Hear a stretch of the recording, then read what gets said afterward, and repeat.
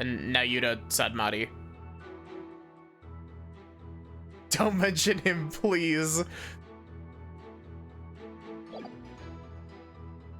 The victim decided to hide his identity for some reason. In other words, he was using a fake name. The royal priestess uses a deceased's face and true name to summon their spirit.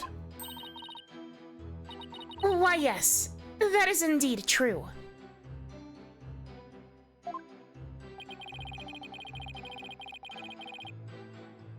If he was using a forged ID, and there's no mention of him in our public records, then he was likely an illegal immigrant. They're not uncommon here in Khura'in.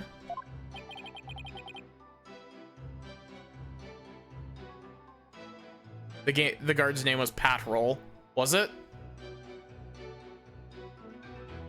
An illegal immigrant. Come to think of it, Rafa mentioned something about immigrants yesterday. Are we flashing back now? No, we're not. Phoenix, you're learning. You're recovering from the brain damage. But if that's the case, we have no way of knowing who he really is.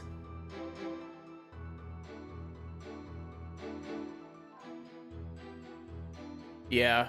Okay, it was Pat Roll. That's what I thought that it was, but... Wait a minute. Doesn't that mean that they used the fucking Pat Roll pun twice? Because isn't,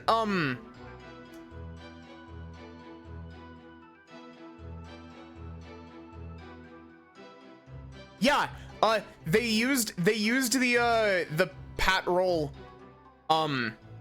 joke in, Great Ace Attorney, the first Great Ace Attorney game, because, Patricia, the one who I, said was gonna mail Ryunosuke a pipe bomb, her last name is Roll as well.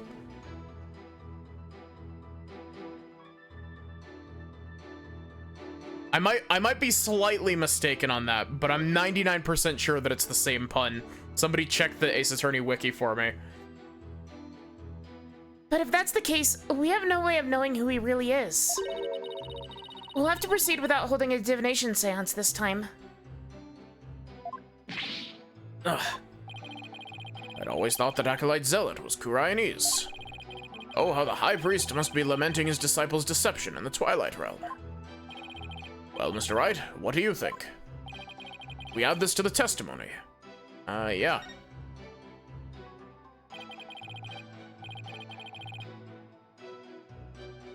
This is an important fact. Please add it to the testimony. Would seem to be a fact most inconvenient for the defense. But if you insist, Detective Sky, please add what you just said to your testimony. Patricia Beat, okay, is the wife of Rolly Beat. So it is still the pun. It's still the pun, it's just a pun with her name and her husband's name. Yes, Your Majesty. He was an illegal immigrant, so we don't know his real name. Hold it! There's some way to track down his real name? No, not if he was an illegal immigrant. You actually confirmed that he was in Khura'in illegally. Well, we don't have any conclusive evidence. As well as beat the cops who just patrol the streets, yeah. Because that was like a whole thing in that case as well.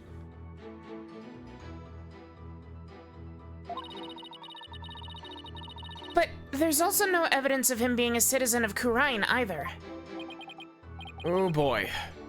Now what do we do? What if there was a clue in the evidence you gathered? Probably our only hope at this point. The Great Ace Attorney are 50 times better at name puns than this shit fuckery. Okay, I'll give you most of them, Sachi. But I will argue that Curio Correcta is equally as bad.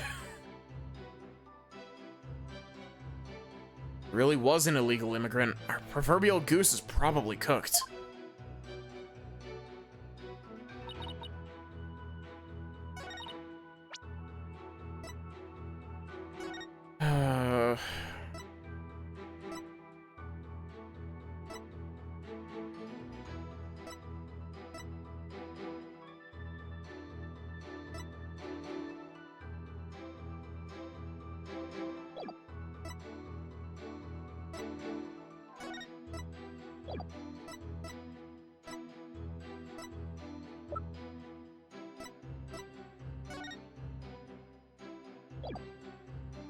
So, we were talking about how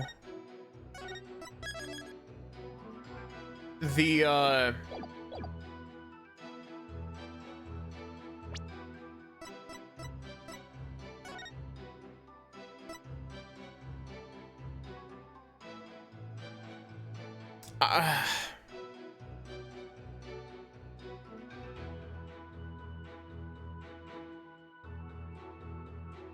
see, it's either this or posting the picture. Posting the picture.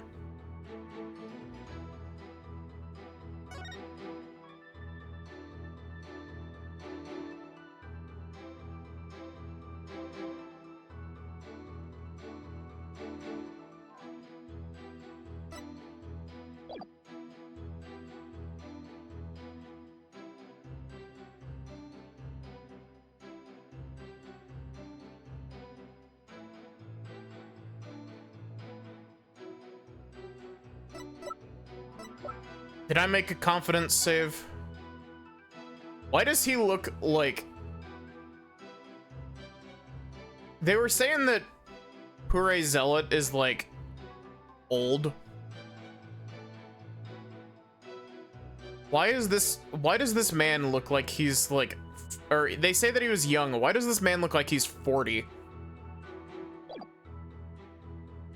He looks photoshopped. Real. They say he's young. Okay, so I see what this is.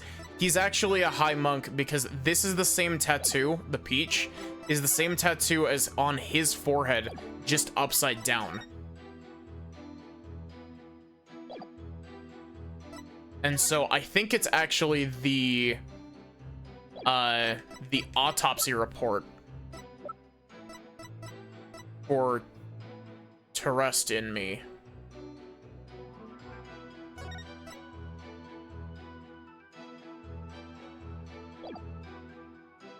Objection!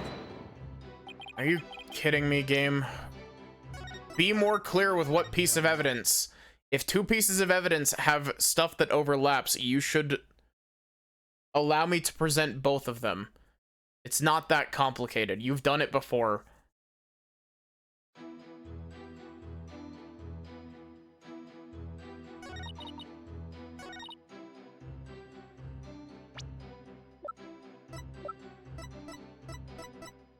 Objection!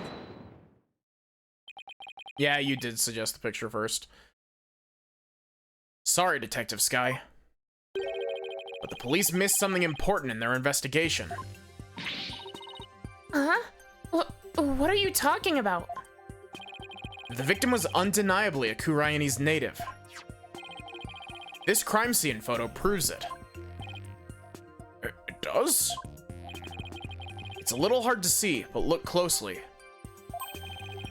You'll see clear proof that the victim was Kuraianese. Where? I don't see anything that could prove that. This proves the victim was Kuraianese, the tattoo. Peach. Take that! Bro is so proud of his ass he had it tattooed on his neck. Look at this tattoo right here. Enhance. Why, that's a tattoo of a peach. I would like you all to think about the meaning of this tattoo.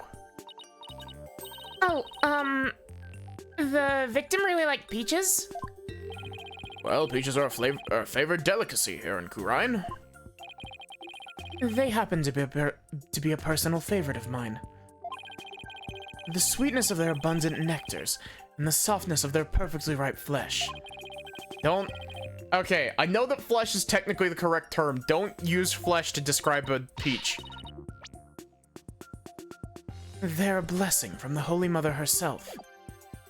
Nick, I've suddenly got a craving for peaches. After the trial, Maya. Right now we have bigger fish to fry. Now Yuta eating ass, real.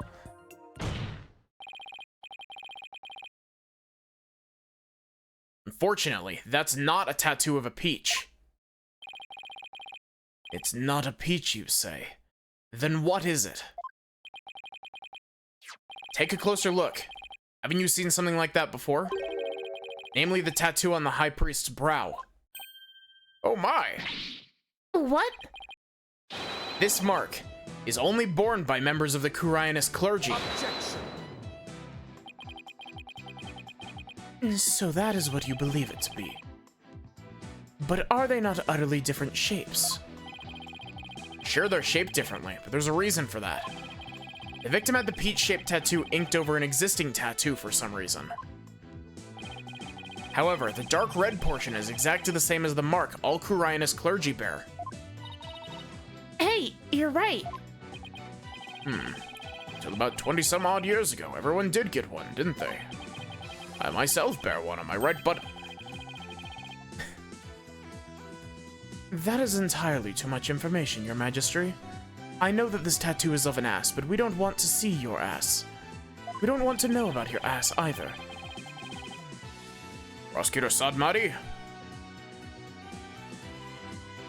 we will indict you of the murder if you don't, you know, give my ass some respect. Information on everyone who enters the clergy is maintained at the temple. All we have to do is look up a monk with the mark in the same spot. I'm on it. I'll let you know if I get any hits. That will not be necessary. If you seek information on the clergy, I have it all right here. Oh my, you never cease to amaze. So tell us, is there anyone who fits the bill?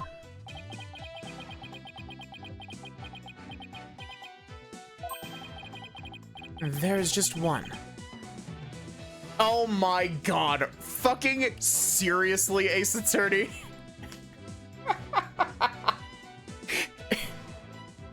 I hate you, but I love you. This is the worst one yet. There is just one, and his name is Real Nemu. He became a monk 20 years ago.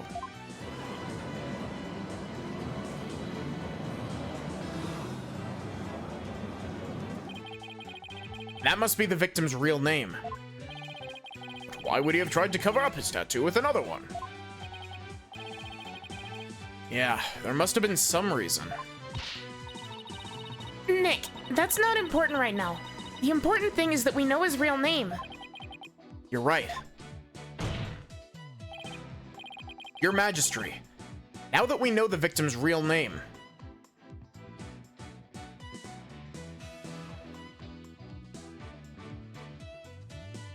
no, his original tattoo was the same one as the clergyman. He probably left the clergy at some point and wanted to cover it up. Your Majesty, now that we know the victim's real name, the divination seance might finally work. A lawyer who willingly seeks a seance. This is entirely unprecedented. You are but digging your own grave, Defense. We won't know that until we try. Sure, it's risky, but it's our only hope. Very well, let the divination seance be held once more. Do we have to watch Rafa do the dance again?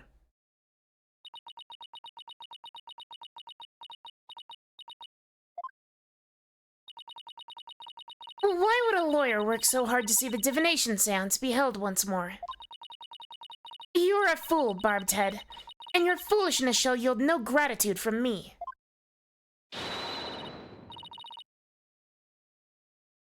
For with the truth revealed by my insights, I shall gladly seek your demise. Bring it on, princess. Because I'll correctly interpret each and every one of your insights. You'll regret ever thinking you could use my sacred insights as evidence. You gonna say the thing again? His name. Oh, Holy Mother, You are. we hold this divination seance in your name. Proven to be a fake name. His real name was Real Nemu. Let the eyes of everyone here be clear, and our ears be I'm just gonna dance skip so this that again. we may receive. Do I have to watch the cutscene again? Wow, this case is padded. They recorded the line they're going to use it. Skip.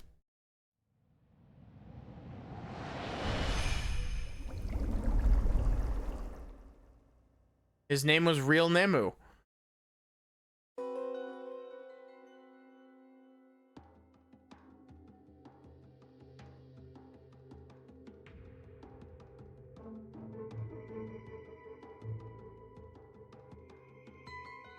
Wow, that is short.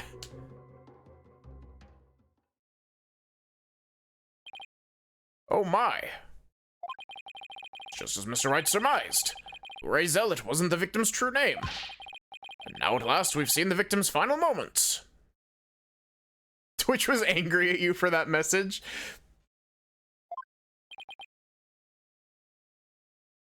But all we could see was the ground.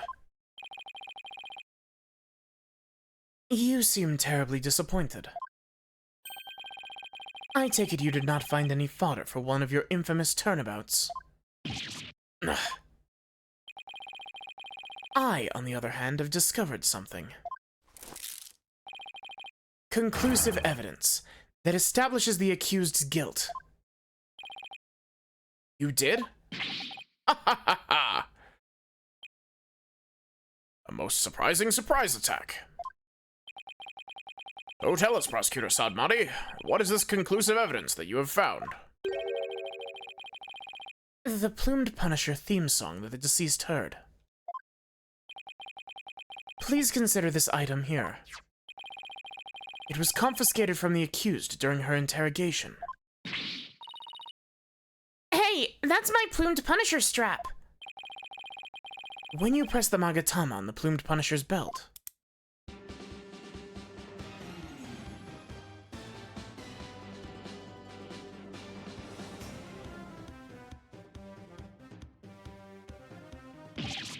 Ah! Plays a fucked up version of the Steel Samurai theme. It's in like a minor key and has completely different instrumentation. it seems the accused inadvertently pressed the button in the midst of her crime. This strap is an extremely rare item, is it not, Miss Faye? You'd better not break it. There's only one of those in the whole wide world. Maya, no!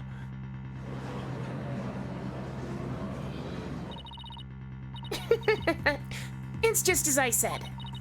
Your flights of fancy have come crashing down on you. She sure seems to be enjoying this. Yeah, I've never seen her look so thrilled before either. It's time to accept the fact that the divination seance is far more than mere evidence. It is the very truth that brings the hammer of justice down upon the accused. That is as conclusive as evidence can get. Now then, if there are no further objections... Objection! Further objections, Your Honor. Slow down there, Your Majesty. At least let me make a counter-argument. What's this? Take issue with the divination seance. Oh, I have issues with it. I just don't know what they are yet. That's never stopped me before. The divination seance is not the absolute truth. It only becomes the truth after it's been interpreted correctly. Ugh. You do not know when you're beaten, do you, you foolish lawyer? I am the one who speaks for the Mitama of the deceased. I am the danger. If you believe there to be errors in my insights, then let us see you prove it.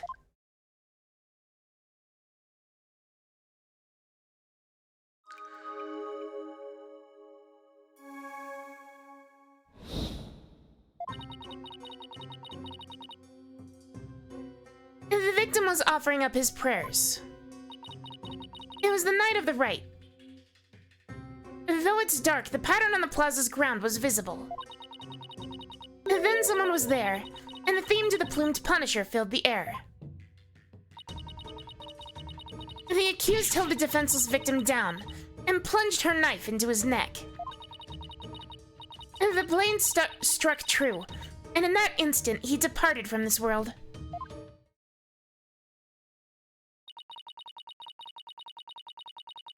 That is everything the deceased experienced in his final moments. Her benevolence's insights have painted a detailed picture, both vivid and true. Notice any holes there?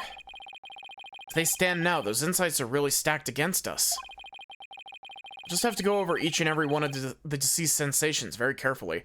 How is this only case 3? I'm realizing.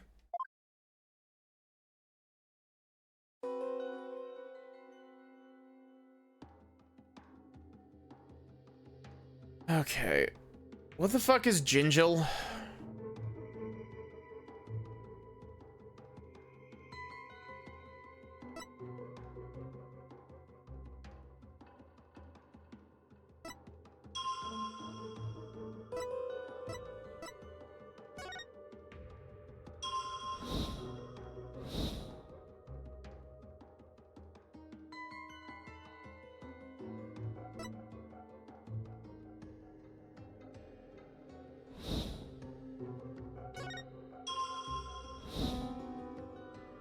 Gingil is the stinky food. Nope, this is case 3.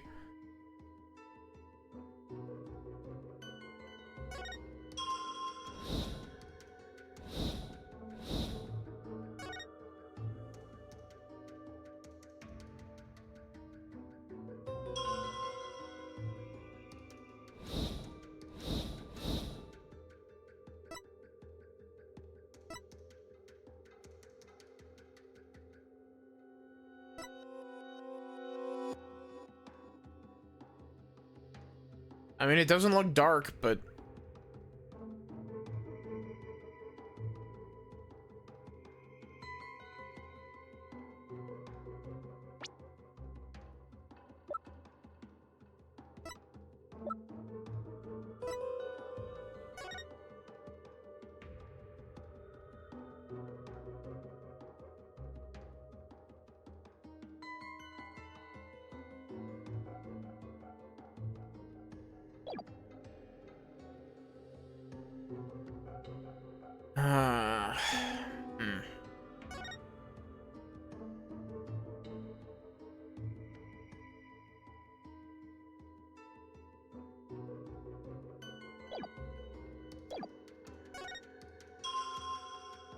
Thank you for the hydrate.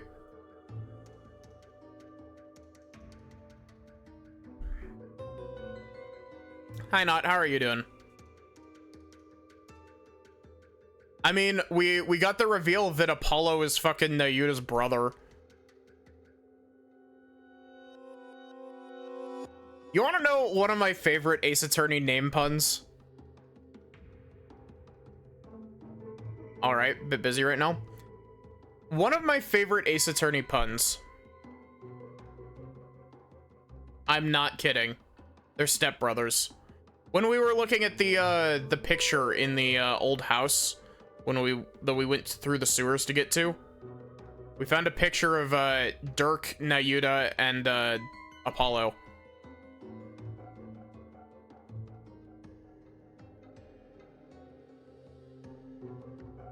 But there's this meme about Ace Attorney pun names that's just like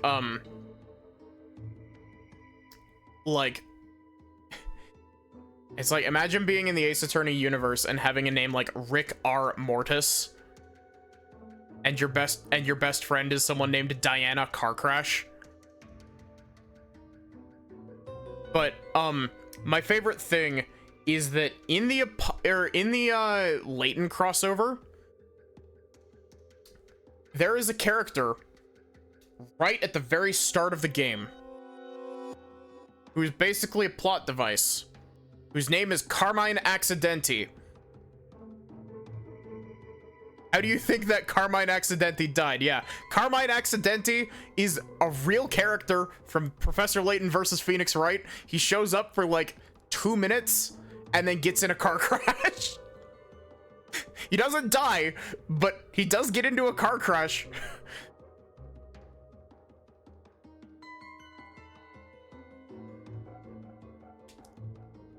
God, I know I literally just played Curious Village, but there's a part of me that's like, I could do Diabolical Box, like, now.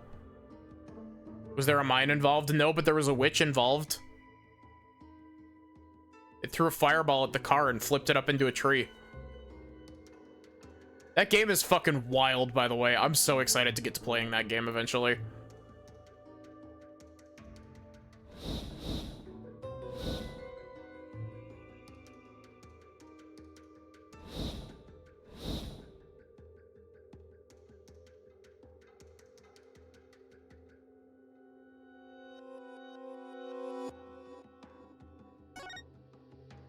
See, I don't think it's...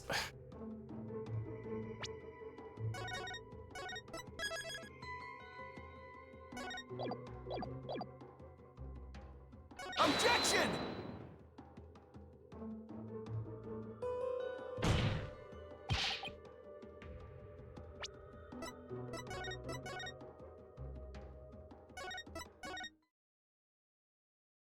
Yeah, but I don't know what statement I would present it against.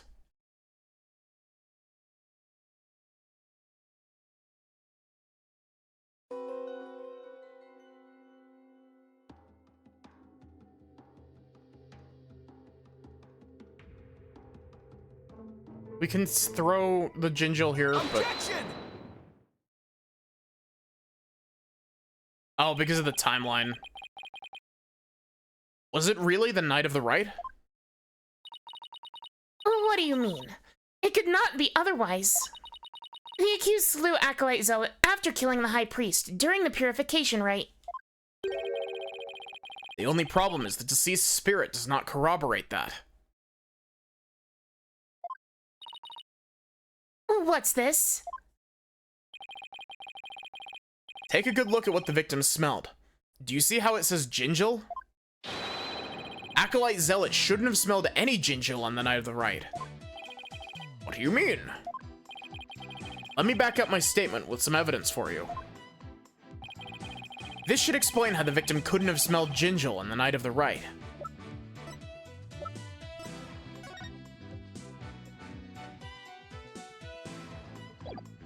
It's this one, right? Take that! The High Priest's wife, Believe in Me, told me about the Feast of Blessings. The feast includes a number of Gingell-based dishes, and they're only supposed to be served at a certain time the day before the rite. Why, I believe you're right. I'd completely forgotten about that.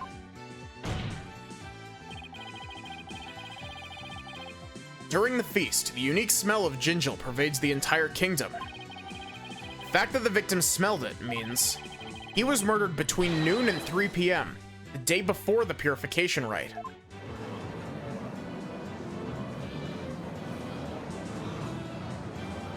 Why are you gonna McFucking lose it? Sachi? I am not so easily fooled. Did that autopsy report not make it clear? The estimated time of death was during the rite. Alright, I taught her about that yesterday. Forgive me, your benevolence, but the estimated time of death is just that, an estimate. Depending on the circumstances, it's possible for it to change. What's this? Like if a body was kept cold, then the slowed rate of decay makes the death seem more recent. Hear one of these names again, you're gonna die inside. I'm sorry, Sachi. Why, I believe I've heard something of the sort before. If it is as Mr. Wright claims, the estimated time of death in the autopsy report will have to be revised.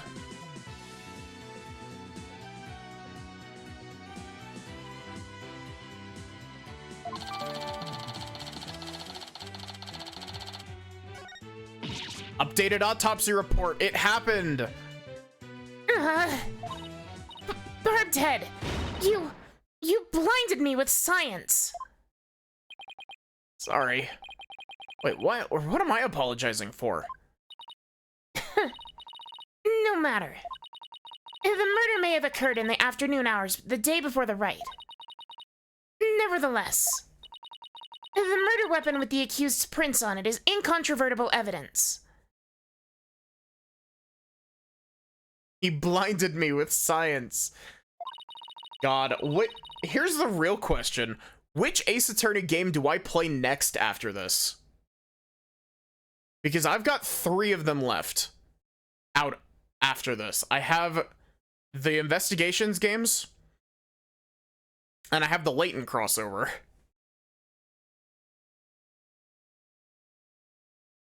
I will now amend my insight to account for this new truth.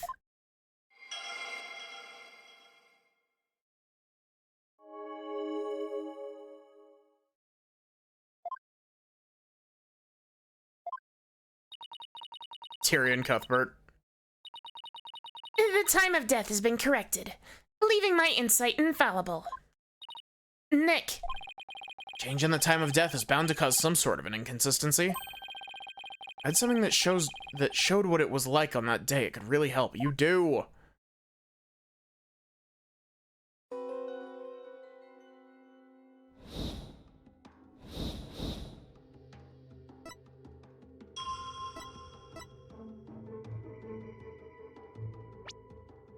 I can't present evidence against this.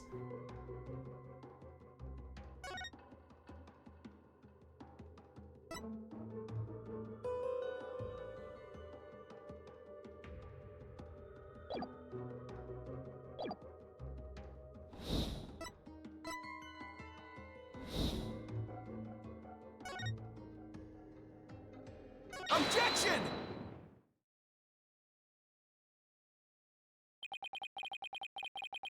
I think it's not because it's not nighttime. It's because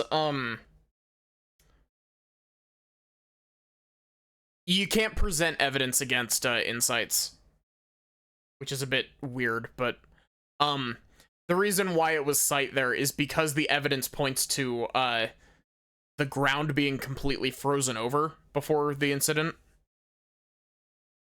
The change in the date and time of the crime has caused a new inconsistency to surface. What's this? Ugh, you're making that irritating face again. Cease that at once. Sorry, but this is the face I was born with. Now, let's focus on what's important. What the victim saw in his final moments. Hi, Pyre. How's the hell? What do you mean, how's the hell? I'm enjoying this game.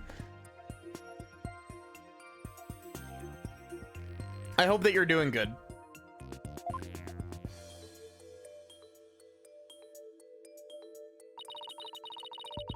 Do you have bats in the belfry, Barbed Head? There's nothing to see. The ground of the plaza was all that entered the victim's eyes.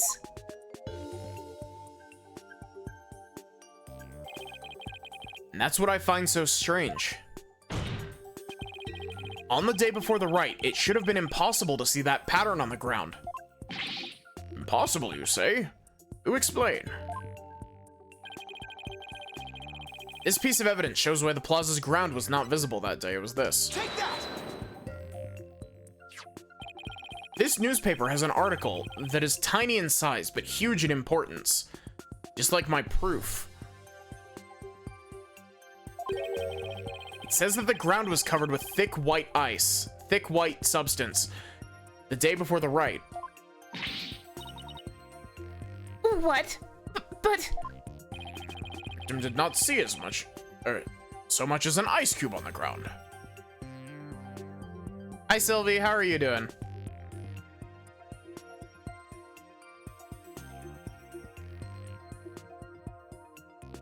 The victim did not see as much as an ice cube on the ground. Yeah. Exactly. So we must ask, what was the victim looking at in his final moments? Doing good? If you have something to say, then say it. The last thing the victim saw was not the ground at the Plaza of Devotion. Yeah. Oh. Oh, that makes sense. He wasn't seeing the... He was seeing the... He wasn't looking at the ground. He was looking at this spot with the handprints.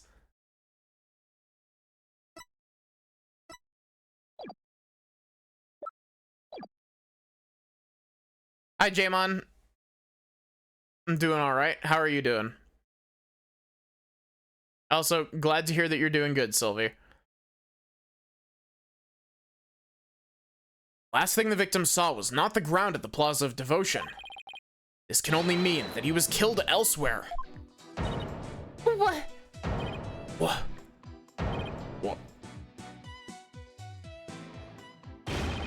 What? And where do you propose the victim was actually killed? Yes, tell us where. Otherwise, your argument is worthless.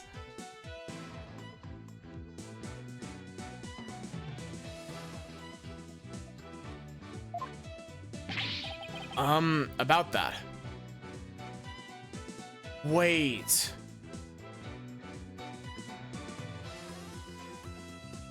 Does that mean that some of the blood on the bird statue is his as well?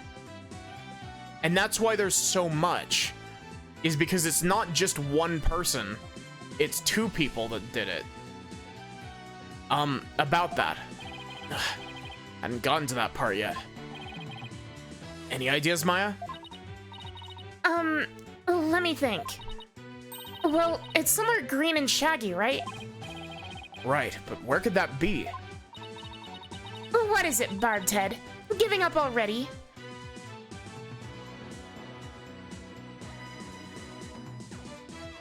Immediately got distracted by stuff after posting, so hi again. Yeah, how are you doing, Pyre? Giving up already? Not at all. Where have I seen something green and shaggy? This shows where the victim was killed. Take that! The secret hideout the rebels were using.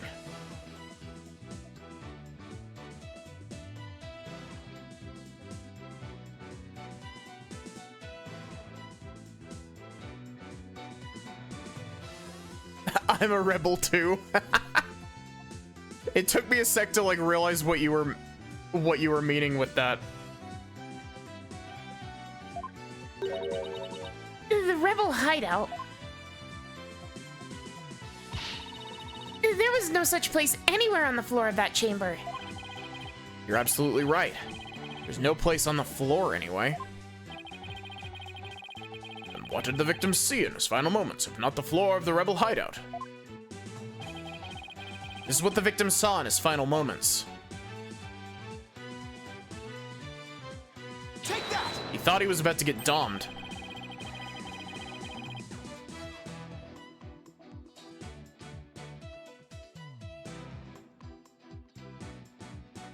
It's hell, sort of, mostly. I blame that fucking guy.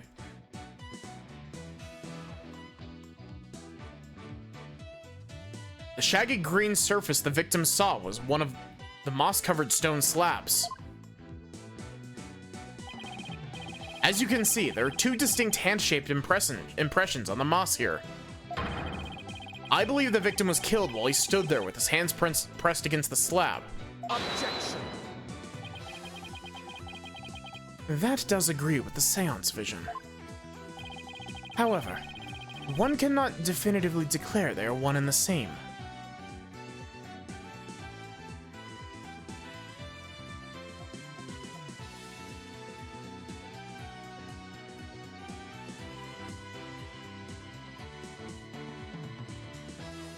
I like the cases so far.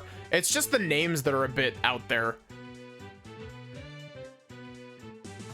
I especially liked, is it bad that like I'm a big, like, I like the seance idea. I liked the first case. It was a bit okay. It was a first case. Case 3 is starting to drag a little bit. But case 2 is actually pretty good. I will go to bat for the magic turnabout.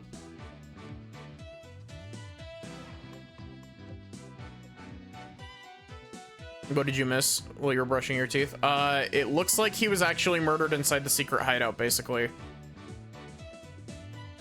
However, one cannot definitely,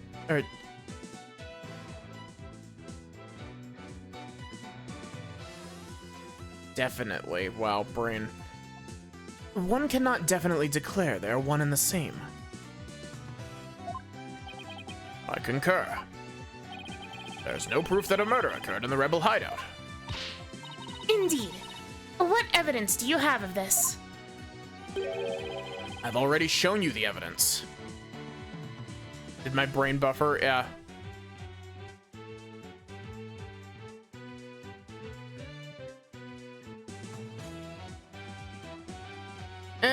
I wouldn't really say that she was reduced to the magic panties joke, because she's shown in that case to be like very much as someone who very deeply cares about her craft.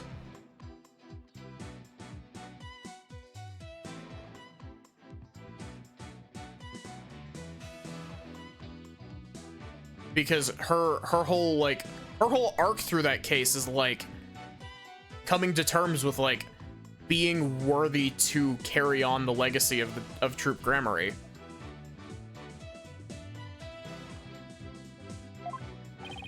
What do you mean? Please take a look at this second version of the photo I just showed you. You can see the results of the luminol test I performed in the rebel hideout. This is proof positive that someone had been bleeding in front of that stone slab. Is true? This information has already been provided to the police. Detective Skye, to whom does this blood belong? Well, we thought it was the High Priest's blood that flowed in from outside. So we haven't tested it yet. Then you must do so at once. Yes, Your Majesty.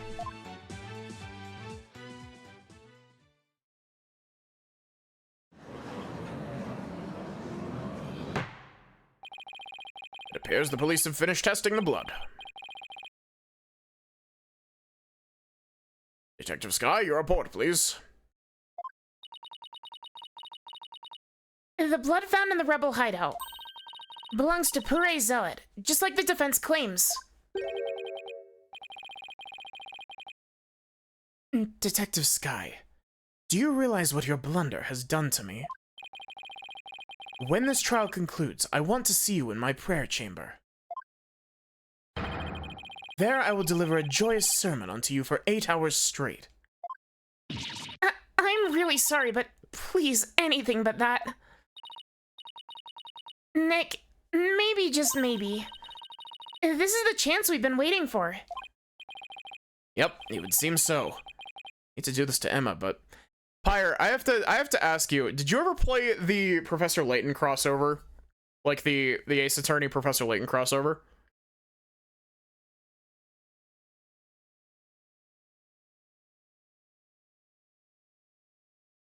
Yep, it would seem so. Hate to do this to Emma, but... Go for it. It's full speed ahead.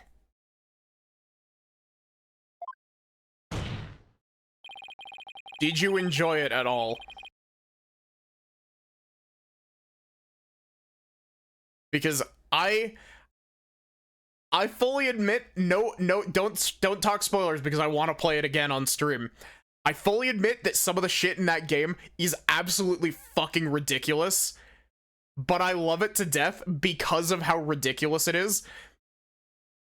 And honestly, I would even go so far as to say that it's not the most ridiculous thing that's happened in a Professor Layton game.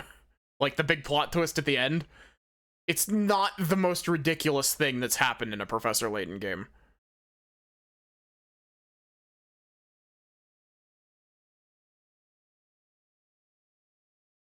It's a Professor Layton game. It's a Professor Layton game featuring Phoenix Wright and Maya Fey, and that's about it. Victim was killed in the rebel hideout the day before the purification rite. Then his body was moved to the Plaza of Devotion by someone we've yet to identify. So when we thought we saw Acolyte Zealot praying during the rite, He was already dead.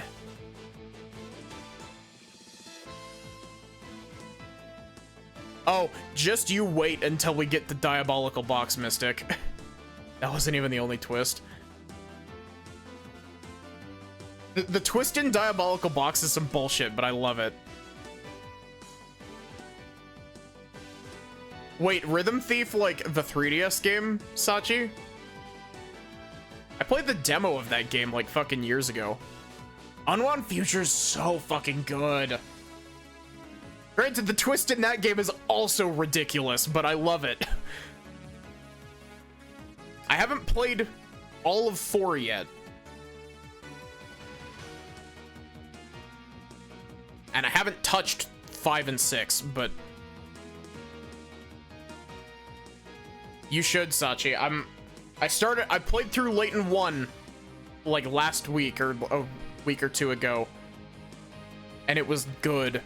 It was just as good as I remember it being. Like, I have a huge soft spot for Curious Village, because I played it when I was very young.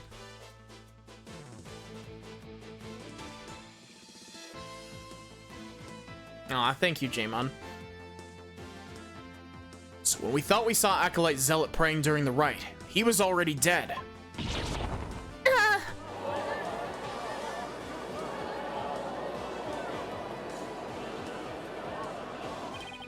And that's not all.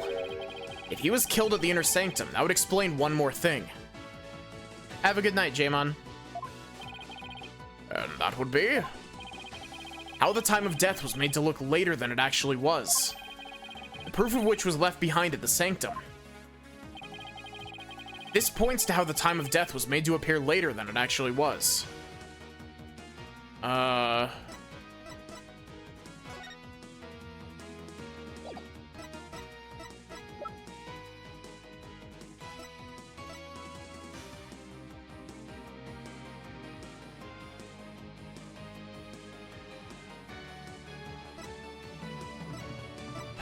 Wow, my brain has just immediately stopped.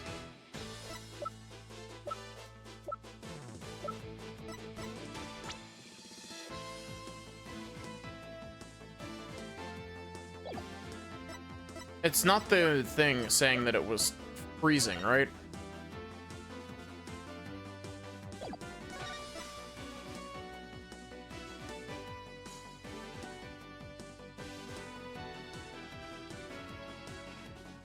See, I could see it being this, but I could also see it being this.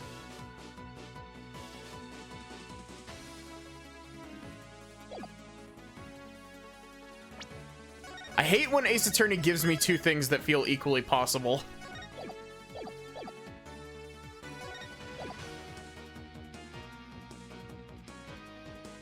Take that! Hi, these are photos of the Inner Sanctum. I'd like you to focus on this one. The proof is right here in this photo.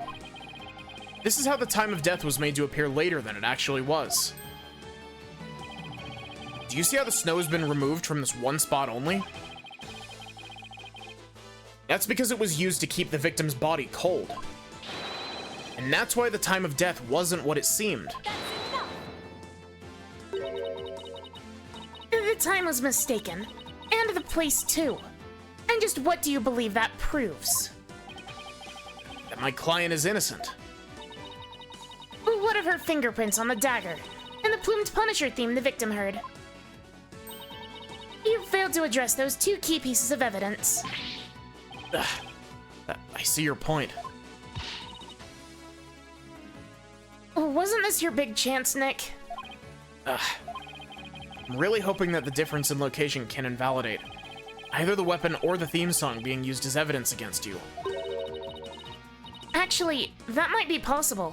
At least for one of them. Really? Feel like Virtue's Last Reward is basically a Layton game. Real. It's just like a M-rated Layton game. It's a Layton game with actual murders. Really? What's this? You say you can contradict our argument for a key piece of evidence. Very well. Let us see you try. Nick, take a good look at the rebel hideout photo. Oh. If two people were stuck on the moon and one of them killed another with a rock, would that be fucked up or what? No, it's 3 people stuck on the moon, Sachi. There was 3 people in that scene.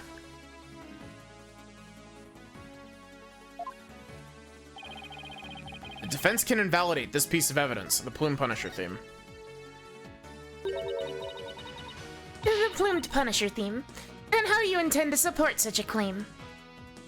I have not played Tyrion Cuthbert. Sachi has been wanting me to play Tyrion Cuthbert, but I haven't gotten around to it.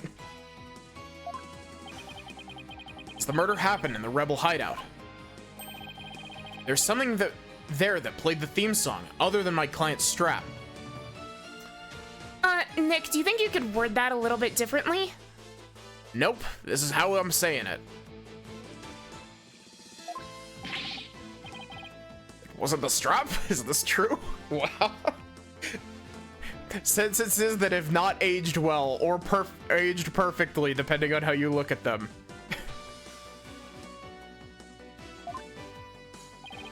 The item that played the Plumed Punisher theme song was this. Take that! My client's strap is silent, Your Honor. This is a Plumed Punisher alarm clock.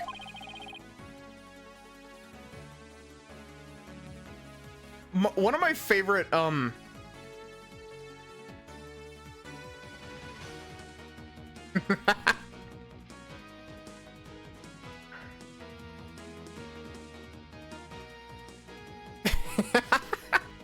You know, the funniest thing is referring to something as a strap can mean like 3 different things, because it can mean like a belt strap. It can mean what we're all alluding to, or it could mean a gun. Like,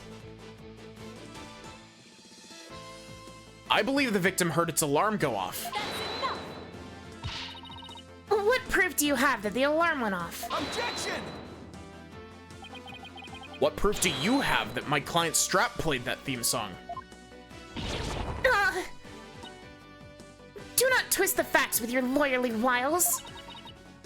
Either way, the accused would still be guilty based off her prints on the murder weapon. And here is what really happened. You know, I need to play, the Somnium Files.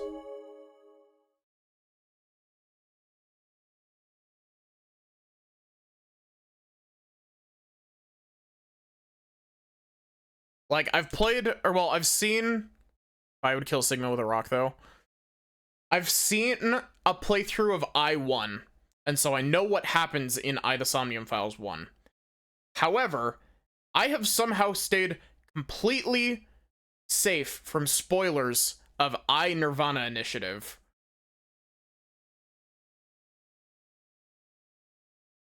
Victim stood with his hands on the stone slab in the hideout. The afternoon, the day before the riot. Though there have been some twists and turns, this is the truth of what happened. Won't get anywhere until I can eliminate the dagger. Most impressive, Your Benevolence. I see no inconsistencies anywhere in the prosecution's case. No, there is one.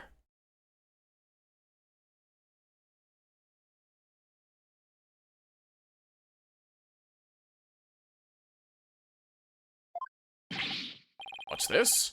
You still claim there to be an inconsistency. Also, Pyre, you should send me, or you should send the links to the, Infinity visual novels in the, game suggestions thing in my server. You're in my server, right?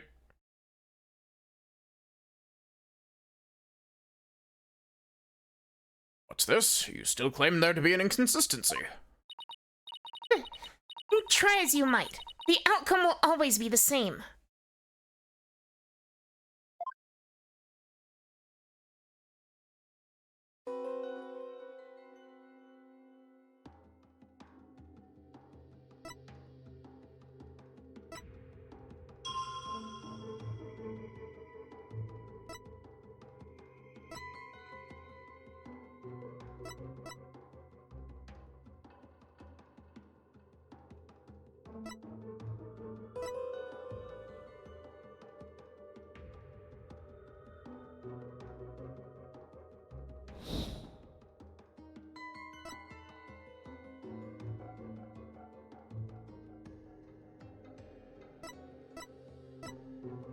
Oh, wait.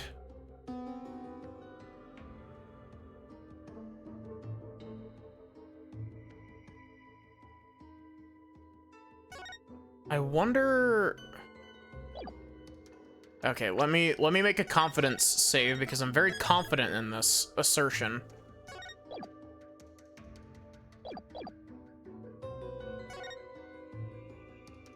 Objection!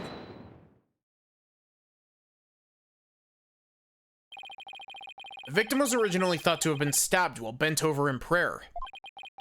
But he was actually standing with his hands against the stone slab. Also, I was right to be confident. Look, I'm correct. So the question is, where did the sensation of something heavy come from? Yes, I see your point. Since the victim was standing, he couldn't have been held down. Then tell us, Mr. Wright, what was that heavy sensation felt by the victim?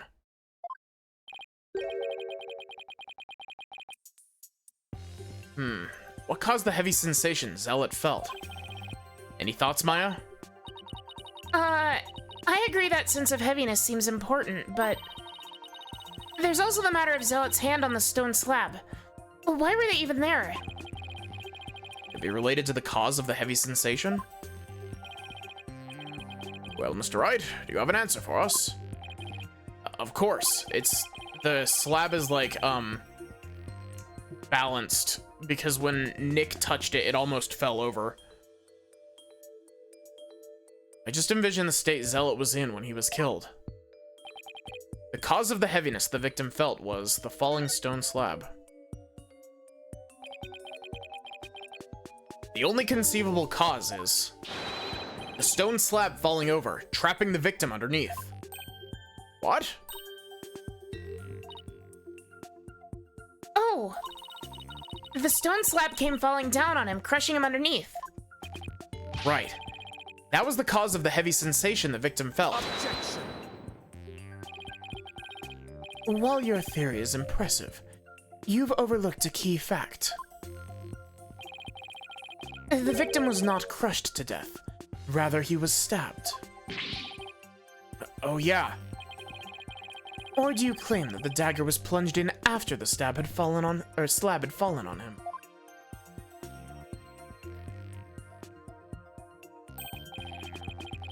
Plus, had the killer been behind the victim, they would have both been crushed together. Oh. Wait. The dagger isn't the murder weapon. At least not in this part.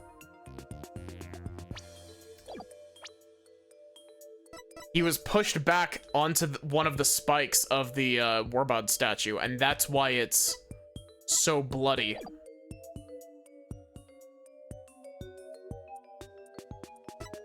At least that's my current theory, anyway. And then this was used to frame Maya afterward.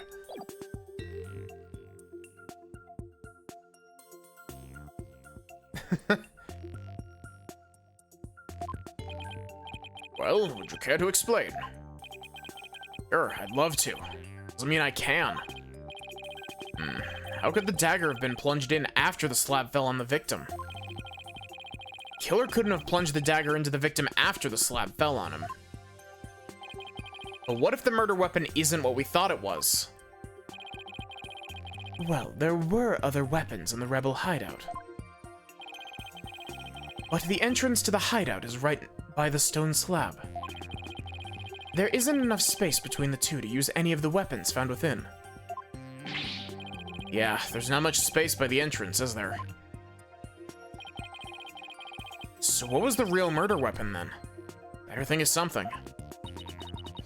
If the murder weapon wasn't the dagger, then the dagger must have been plunged into the victim after he was already dead.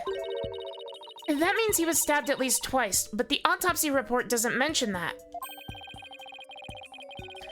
Then he must have been stabbed in the same spot with something shaped like the dagger.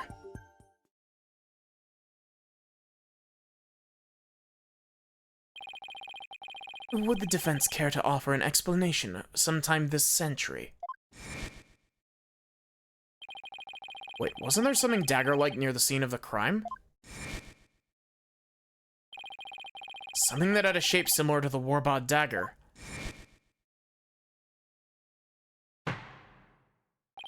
Part of me is tempted, completely random thought. So there's a part of me that's tempted to stream Layton 2 already. Because, like, my brain has been like, Professor Layton, let's do it. But I also know that if I play Diabolical Box, like, now, I'm gonna want to play Unwound Future, like, immediately after, because Unwound Future is just so good. Don't you love when things are perfectly dagger-shaped? Yeah. One of the other things that I kind of want to stream is, Shin Megami Tensei 4. I don't know how well my layout would work for SMT4, though. Because my 3DS layout is the one that I was using for most of my other 3DS stuff, mostly the Bravely Default stuff, but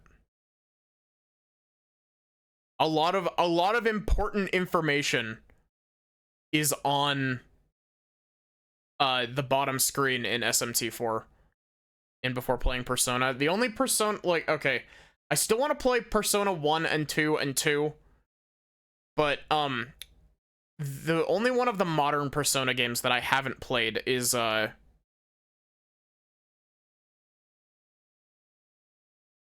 only one that I haven't played is 4 on stream. And your evidence at this time, Mr. Wright. This shows what really killed the victim. Yeah, because, like, this is gonna look really fucked for a sec. Also, I might get really big when I rotate. Not this one. This one. This is the layout that I use normally. It's just that the really important, like, the really important information is on both screens here.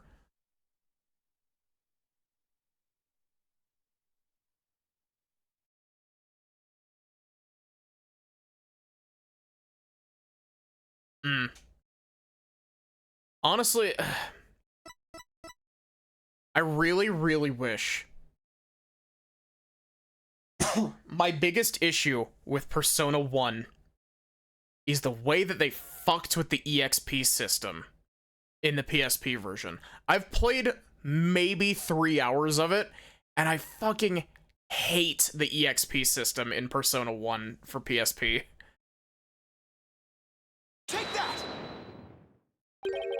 This is not the photo from the scene of the High Priest's murder. Are you suggesting the murder weapon is hidden herein? This is what really took Pure Zealot's life. The High Priest himself. Take that! But that's the Warbod statue? Exactly. The Warbod statue has dagger-like feathers protruding from it. Also, yeah, Pyre, you're good to send that in the Discord if you want. They didn't change anything between versions of 1. It's just, I've never been a fan of the you don't get EXP, like, you don't get EXP unless you're actively, like, unless you actively chip an enemy in battle.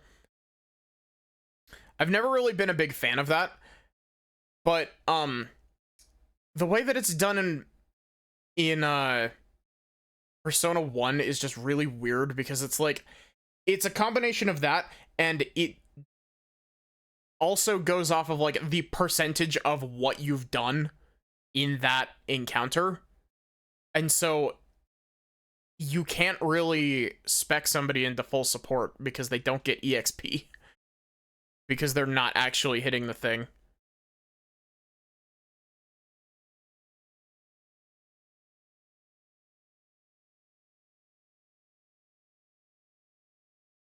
That just makes me think I need to play Final Fantasy X. The Warbod statue has dagger-like feathers protruding from it.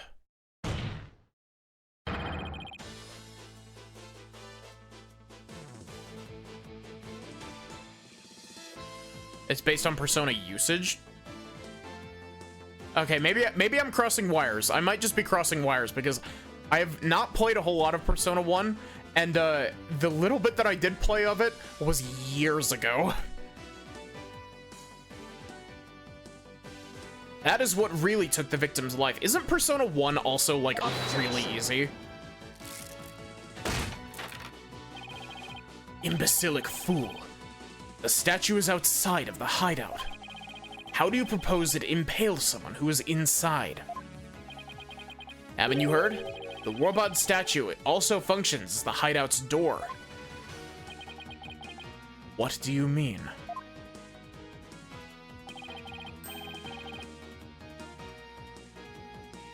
It's barely balanced, so it's amazing.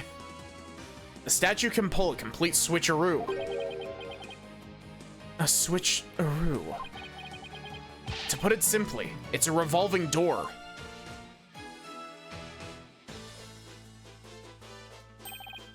Revolving door. Why, that makes perfect sense.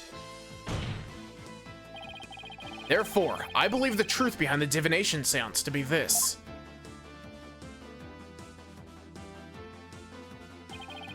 As the victim entered the secret hideout, the stone sculpture came toppling toward him. He threw up his hands to stop it, but its weight forced him backward. Unfortunately, the Warbod statue was right behind him.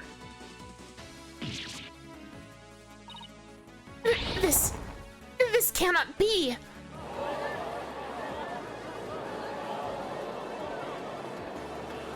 I've heard that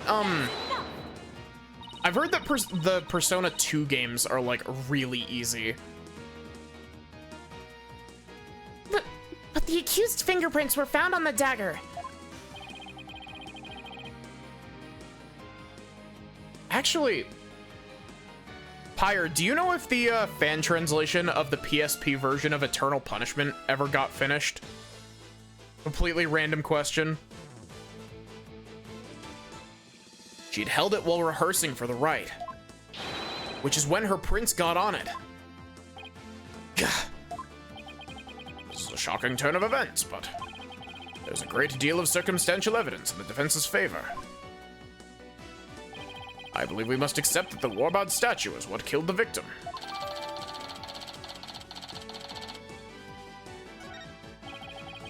Now that we know how Acolyte Zealot really met his demise, there's no basis for claiming my client committed this crime.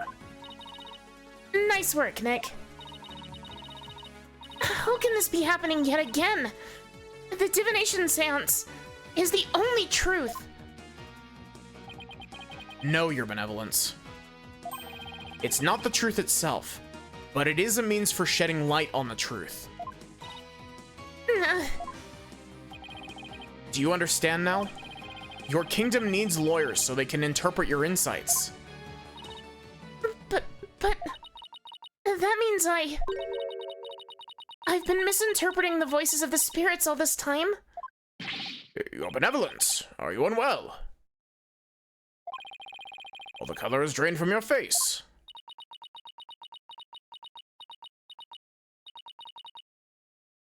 I will be fine. Continue your proceedings without me. As you wish.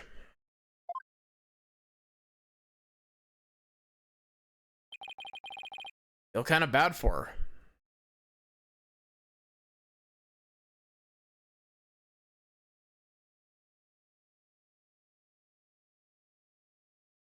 Yeah, she's getting character development. It's great. Feel kind of bad for her.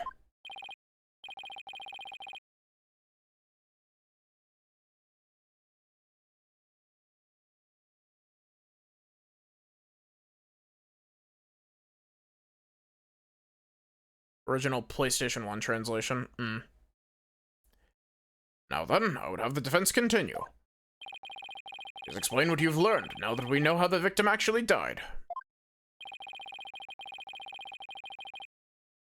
Acolyte Zealot was killed in the hideout before the High Priest's murder. That means the body found at the Plaza of Devotion was moved here by the real killer. Also, I need to play Earthbound. Just completely random thought. I was thinking like, oh, I need to play, I was thinking I need to play Mother 3, but I want to play Earthbound before I play Mother 3. And then after I play Mother 3, I'll put myself through the torture of playing through Earthbound Beginnings. All for you, chat. That means the body found at the Plaza of Devotion was moved there by the real killer. But only after the Warbot dagger was thrust into him. To make it look like the murder weapon. Does seem to agree with what we now know. But why would the real killer go to such lengths? Yo! Thank you for the raid.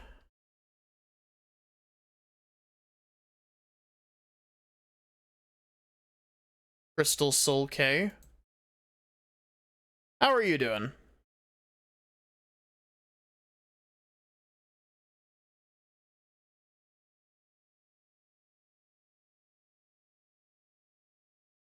Still no alert sounds or redeem sounds. Doing pretty good. We're working our way through Spirit of Justice. But for those of you who don't know me, hi. I'm Maddie. I'm a variety streamer. I stream lots of RPGs, lots of visual novels. I'm a Celeste speedrunner from time to time. And I've been told that I have a really nice voice.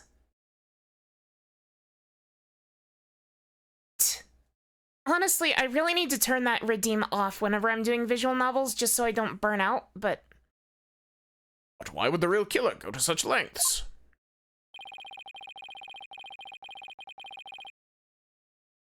Doing good, gotta get ready for bed, though. Always happy to see Ace Attorney. Yeah, Ace Attorney's always great.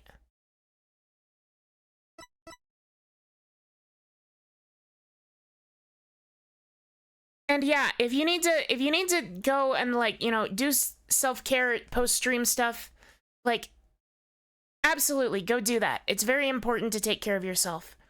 Especially after stream, because, like, stream can be very draining sometimes.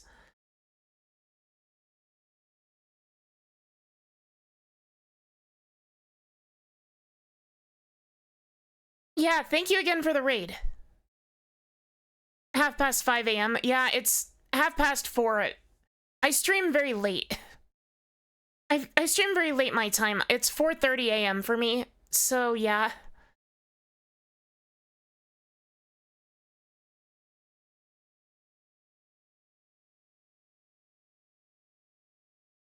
I believe stabbing Acolyte Zealot's body with the dagger and moving it to the plaza was... make it look like a serial murder. It was an attempt to make my client look like a serial killer.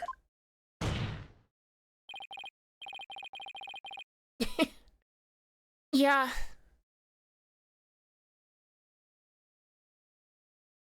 Having a broken sleep schedule is really good for the Europeans and Aussies. Yeah, real.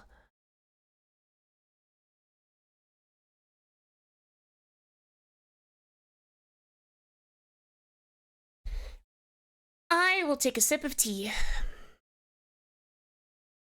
Gotta make sure to take care of the vocal cords.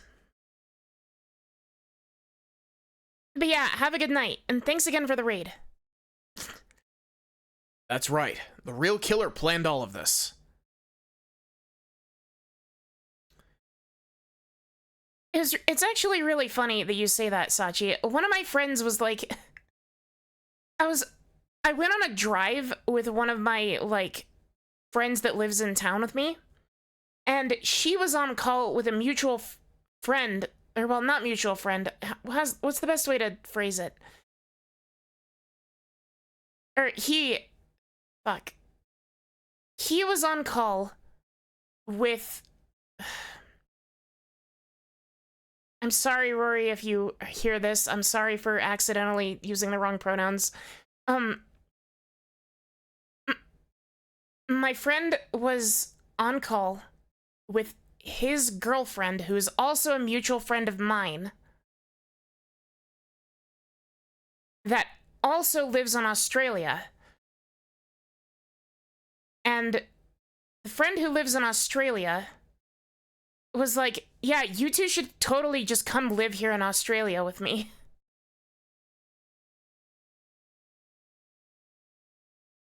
Gotta restart my brain's router, real. And I was like, I was saying to to my friend, like, honestly, the only issue I have with Australia is the fucking spiders. Like, I'm scared of spiders. I'll fully admit it. Like, I cannot handle spiders. I would need to have, like, a roommate or somebody that just, like, can take care of them for me. Spiders are greatly exaggerated. See, like, you say that, but Australia also has huntsman spiders that are fucking gigantic. Like,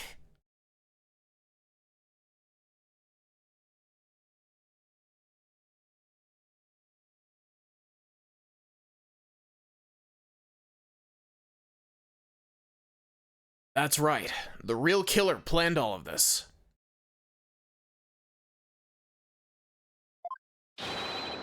This forged serial murder case. They did? that's it, Nick. Keep hammering away. Satura ima o mandomo samashi de tashi no ketare gaseo soroka. Your reasoning has more holes in it than that cheese you foreigners so enjoy. What? Like those putrid, hole-riddled clumps of curds that only a rat like you could love. Okay, this man is immediately on my shit list. You do not shit talk cheese, buddy. Nah, that was a joke. I love cheese. I love cheese, and I totally understand if you don't like cheese or if you're unable to eat it.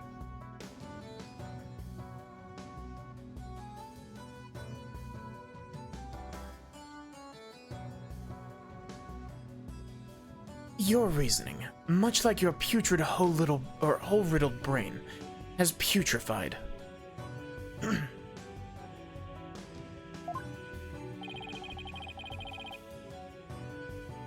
What's his deal with things going putrid?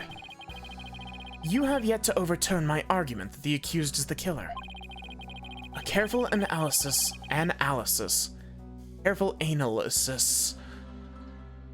of the chain of events up to the killing exposes the truth as follows.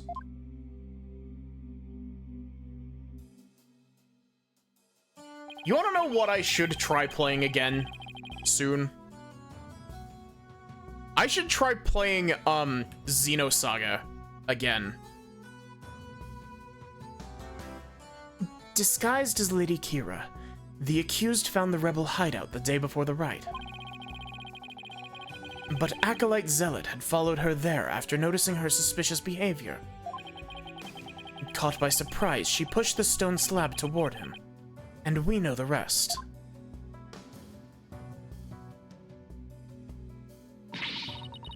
I've never been to the rebel hideout in my life. When the High Priest arrived at the sanctum the next day, he realized what she had done.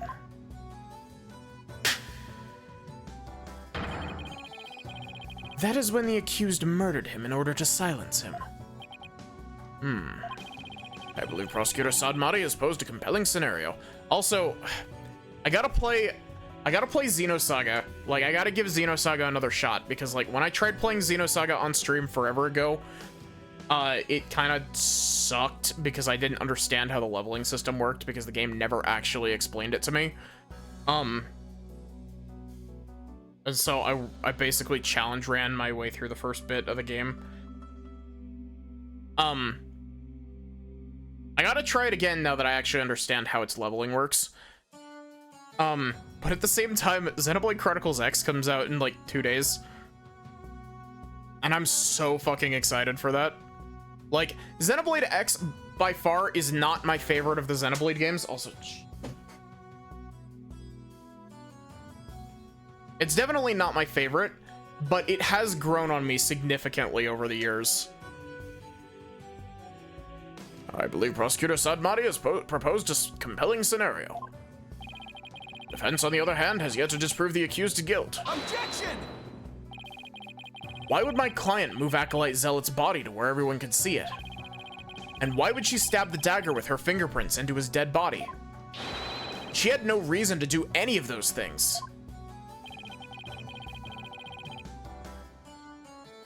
The dagger in his corpse was likely a warning to the rebels. Something along the lines of Lady Kira will slay the Defiant Dragons. Well, that is why she moved the body to the plaza for all to see. Oh, is the judge convinced too? I had finally made some headway. Well, Mr. Wright, about time for one of your groans of distress, is it not? Groan of distress? I think you mean groan of increasing discomfort. Kills me to admit this, but I've got nothing to counter his argument with. I still haven't disproven the allegations against Maya. Fire Emblem is still on the back burner, by the way. That's not the groans of increasing discomfort joke is not a hint as to what I'm playing soon. I'm not going back. I'm not going back to Fire Emblem Fates yet. Fire Emblem Fates is on indefinite hiatus until my brain decides it wants to play more Fire Emblem. I still haven't disproven the allegations against Maya. But not time to end your futile struggle. You were already judged guilty yesterday, but it makes you a dead lawyer walking. Accept the death that now awaits you, and in doing so, finally know peace. A dead lawyer walking indeed. Then again, are not all lawyers who practice in Khura'in? But I must admit, I misspoke earlier. Allow me to amend my statement. I had said the defense's reasoning had a putrid cheese-like smell.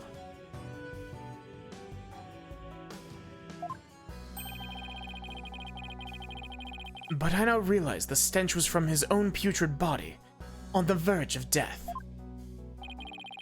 Now I'm a rotting zombie. Think, who could have killed Zealot the day before the riot? Who knew about the rebel hideout and could gain access to the inner sanctum? Only those involved with the rite can enter the sanctum, so... Wait a second.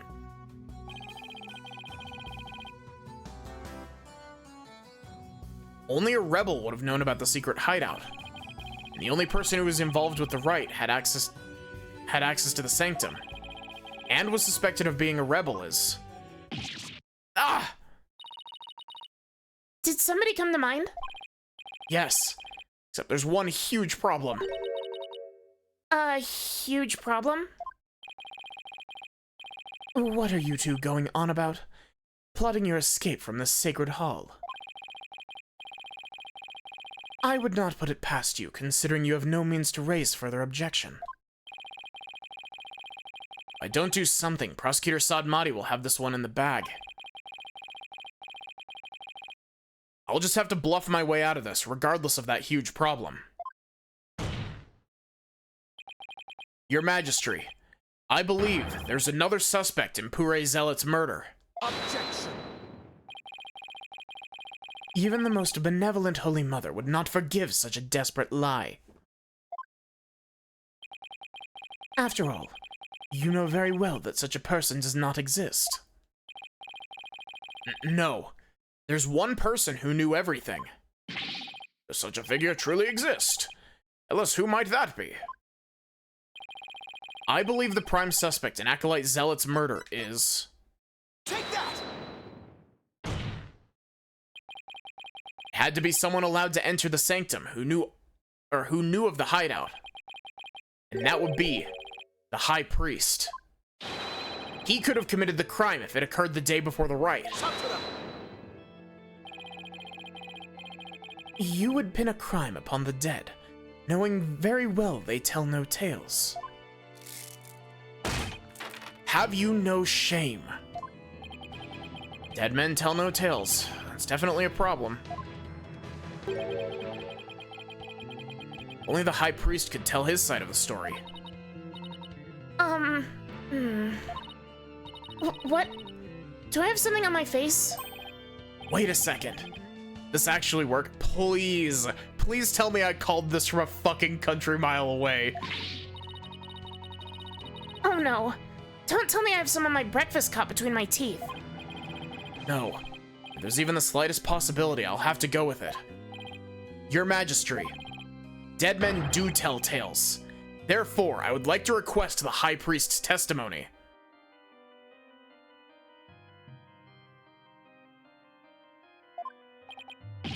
His testimony?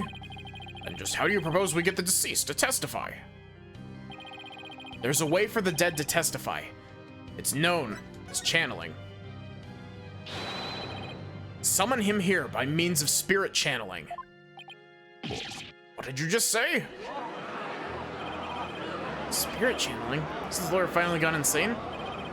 This is sacrilege. May the Holy Mother strike him down. Peace. I'm frankly astonished you even know of such a thing. But spirit channeling is a secret art that only Her Eminence Queen Garen can perform. And Her Eminence is far too busy with other duties to perform it at our pleasure. I suspected as much. It means our only hope is...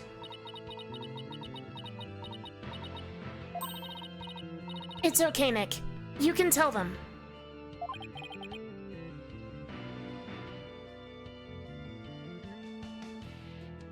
But Maya, thought you wanted to keep it a secret here in Khura'in.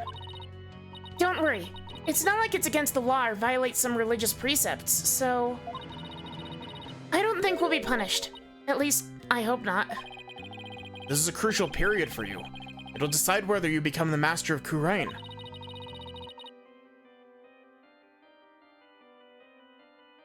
We don't have any other choice now, do we? If I'm found guilty, it'll be a lot worse than not becoming master of Khura'in. Alright, thanks, Maya. Actually, there is someone here who's capable of channeling spirits.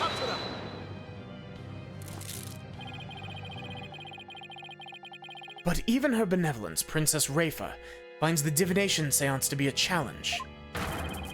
Who could possibly have greater spiritual power than she, aside from the Queen? That would be... me. Some sort of joke? Foreigner could not possibly have such power. If the Royal Priestess is incapable of, or even the Royal Priestess is incapable of such a feat. Peace, peace, I say. Is this true? Is the accused capable of performing the secret art of spirit channeling? Well, yes. Yes, I can. Now, Your Majesty, we'd like your permission to begin.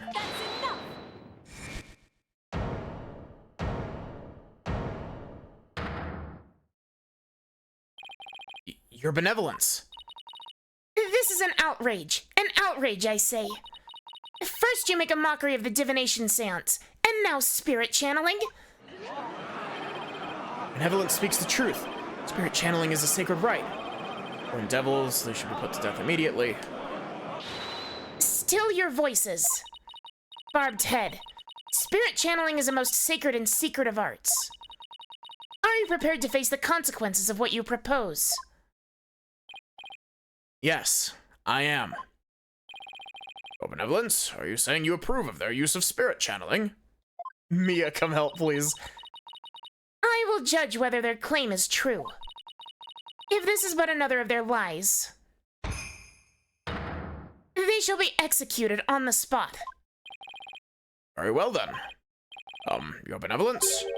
What if the accused accidentally calls forth an evil spirit? Do you truly believe this foreigner is capable of channeling spirits? Oh, no, but I wanted to be sure, as I am responsible for the safety of all present. Well, an inexperienced practitioner could inadvertently call forth a dangerous spirit. But do not fear, for I have a Magatama of parting. With it, I can send spirits back to the Twilight Realm by halting the flow of spiritual power. That's a relief indeed. These foreigners have thrown down the gauntlet. Let us not shirk from their challenge. We must prove them guilty and deliver them their last rites. Do I make myself clear, Prosecutor Sadmati? Perfectly, your benevolence. Very well, the accused may channel the High Priest's spirit. First, we must take a short recess to prepare. We'll resume as soon as the preparations are complete. Until then, this court is adjourned.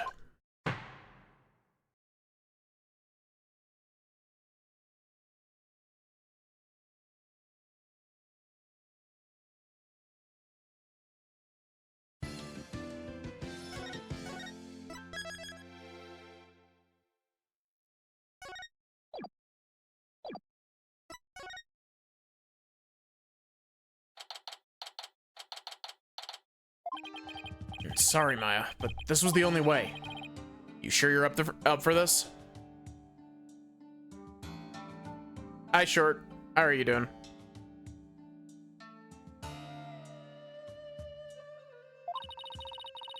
Thanks for believing in me, Nick. Even though I don't know if my channeling ability is on point yet.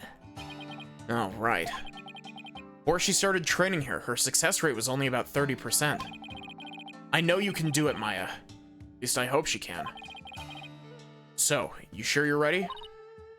Yeah, at least I think so. You don't sound so confident.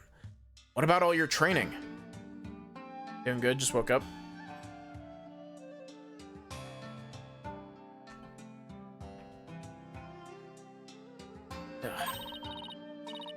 Training's one thing, actually doing it's another. Oh, I see. Oh. She fails to channel the High Priest, we're as good as dead. Relax, Nick, you can count on me. I'll show you what my training's done for me. This'll be a moment you'll never forget. Okay. Just hope it's unforgettable in a good way. It was 30% except for the part where it worked every time in the original trilogy. No, it did not work every time. It was very much not working every time. She got all depressed at the end of the first game because she literally couldn't do it in the final case.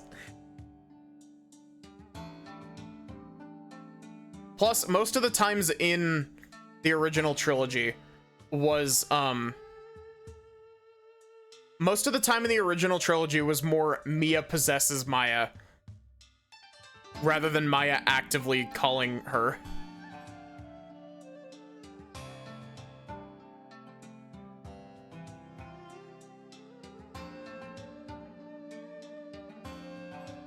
Okay, I just hope it's unforgettable in a good way.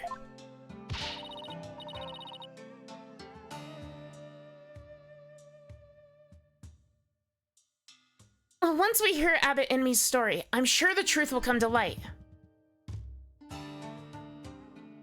Maya did channel Dahlia for multiple days, though. That is correct. She was... Oh, wait, no. No, she was channeling her for multiple days. It was 2 days. Maya will get away with murder.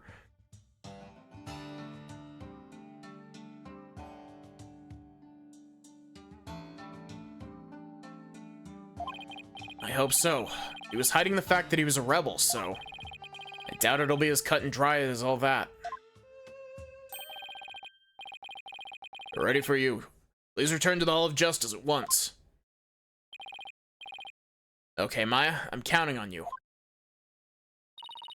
You got it. Here we go.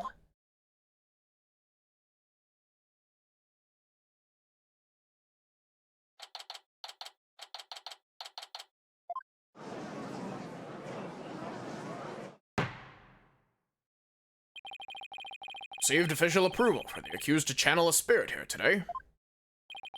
Now, if you will, Miss Faye, please proceed. Yes, Your Majesty. Leave this. Only the Queen should channel spirits. Execute them. Put them to death right now.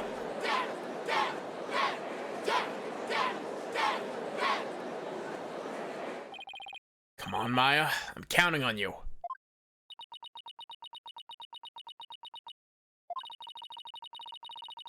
I've been studying here in Khura'in for 2 years now.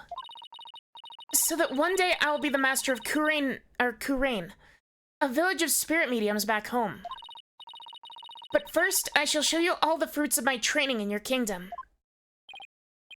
Wow, she seems really confident. A neophyte practitioner such as you could not possibly channel a spirit. Okay, Your Benevolence. How about this? If I succeed, will you stop calling me a neophyte? Very well. If you succeed. Oh, I will. Just you watch.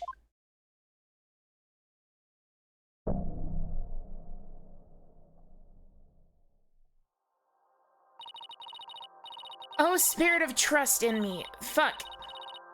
Return now to the world of the living.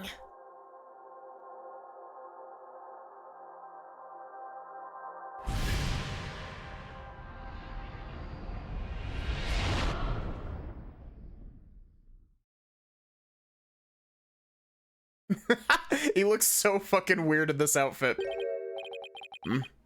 What is this place? Oh my! No! This cannot be! Balkunga! It's the High Priest. The accused really can channel spirits. I don't believe it. The accused spiritual power is the real deal. Go, Maya. I do not understand. This cannot be. This simply cannot be. I must step out now before I forget myself.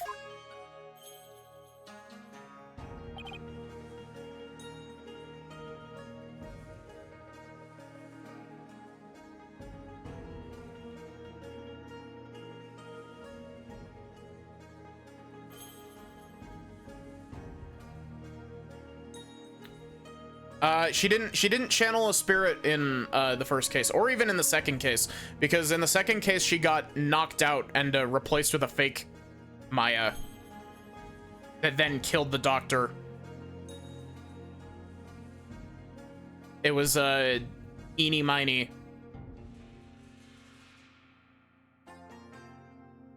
Abbot me.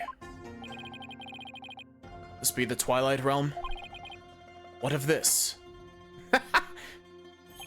Luxurious mane of hair.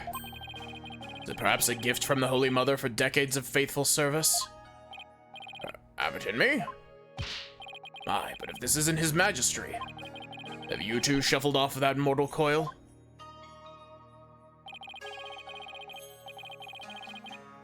Please do not count me among the dead. It's only you who has passed on. The spirit medium Maya Fey has brought you back among us today. Among us today. Why? Acolyte Fey has mastered the secret art of spirit channeling. I suppose that explains these gorgeous locks. When I pass from this world, I too hope to be channeled with a full head of hair. Albeit for the briefest of moments. I give thanks for this splendid... How do you even pronounce this? Coiffure? Coiffure? Praise be to the Holy Mother. However, this kimono is a bit too snug for my tastes. If you would excuse me.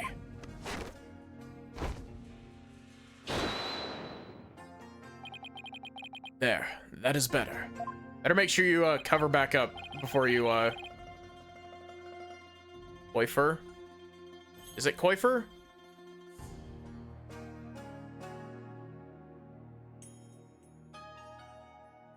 Could we get to his testimony now?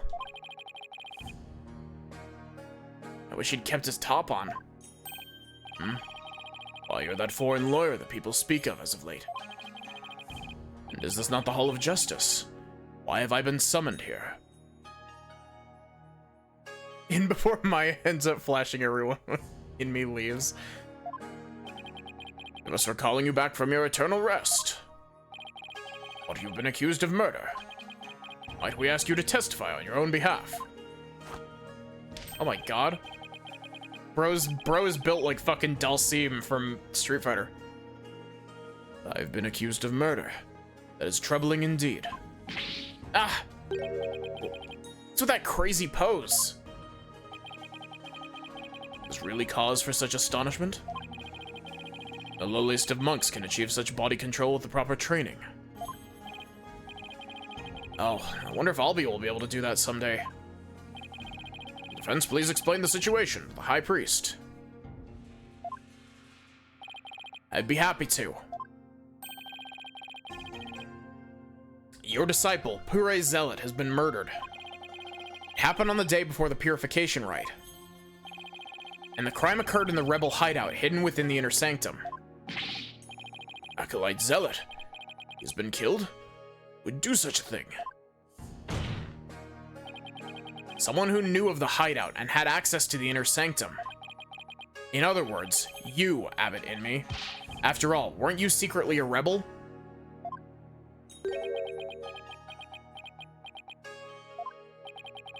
Oh dear. That's still Maya's body. I hope she doesn't, or I hope he doesn't break anything.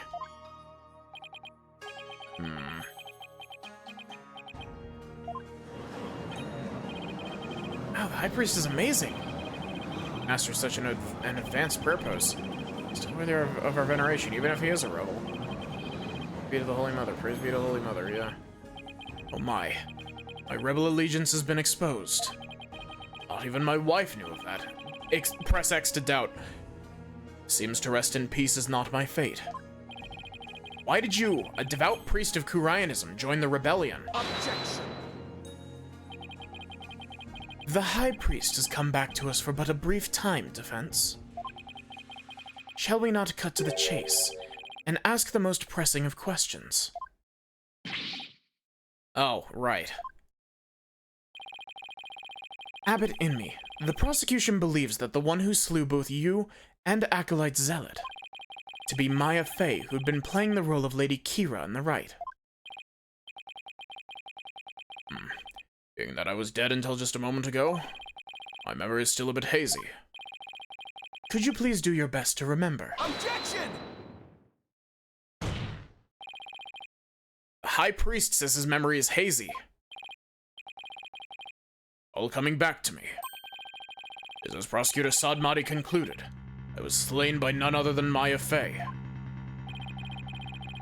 The High Priest's statement has proven my assertions with regard to this murder correct. No! But what about Acolyte Zealot? You were the one who killed him, weren't you? I know not about my disciple's murder. Furthermore, I have an alibi of my own. An alibi? Seriously? Ha ha ha! It seems the testimony the defense had been hoping for is working against him. Now, Abbot Inmi, your testimony, if you please.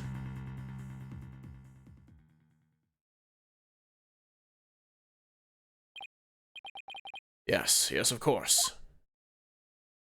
My alibi is being dead.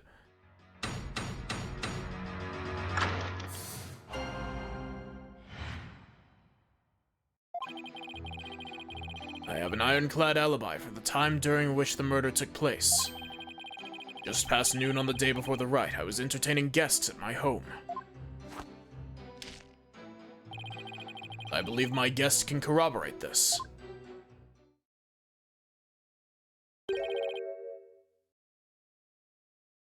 You had guests? It's past noon. It's right about the time Zealot was murdered.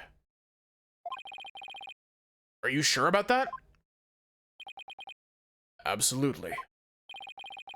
Come to think of it, Rafa told me about a spirit's memory. A spirit's memory is cut off at the moment of death. So even if a spirit that's brought back after centuries doesn't sense any gap in time, between the moment of its death and the moment it's channeled? Yes, and yet it clearly recalls all of the memories it had in life. The High Priest seems to know exactly what he's talking about. Question is, what would be the best angle of attack?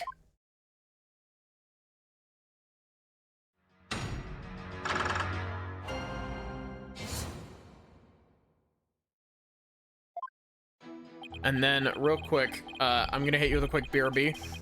I'll be back in a couple minutes.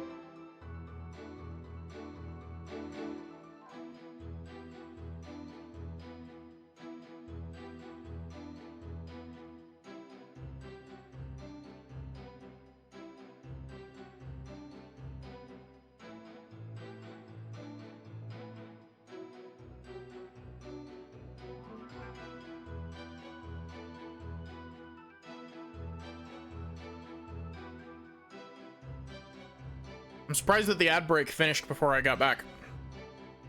I was sure it was gonna take less than 3 minutes.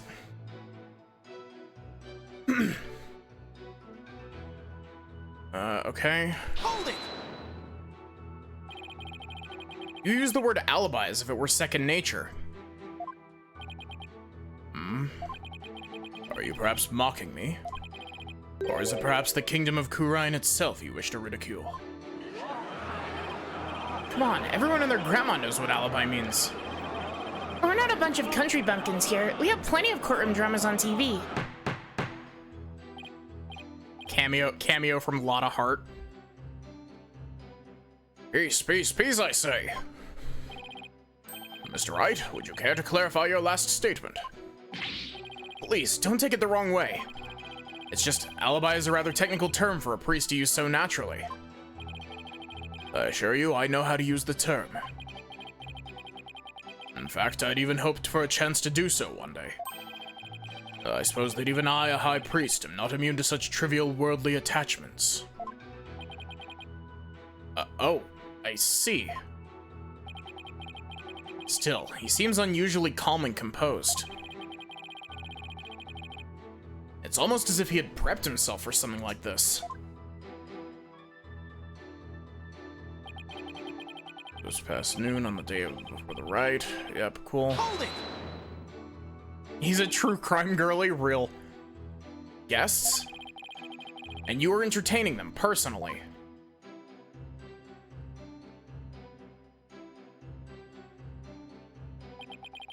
That I was.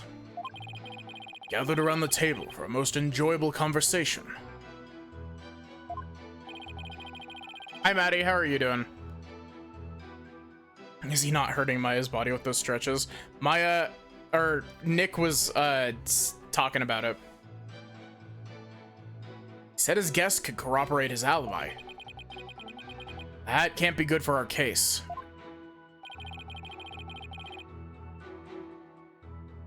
You're good? Good to hear. Are you sure that was the same day as the murder? Maybe you've misremembered. Ha! Do not doubt my mnemonic faculties. Well, I may have died, but my memories up to that point are crystal clear. Sorry. It's pretty thin-skinned for a priest. Though I guess I should have known better than to doubt his memory. Yes, you're having a flashback to this again? You really are an idiot, Barbed Head. You really do have brain damage.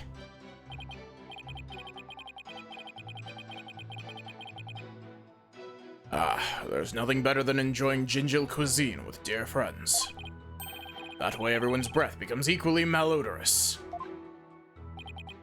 Right. Are the voices in the room with us right now?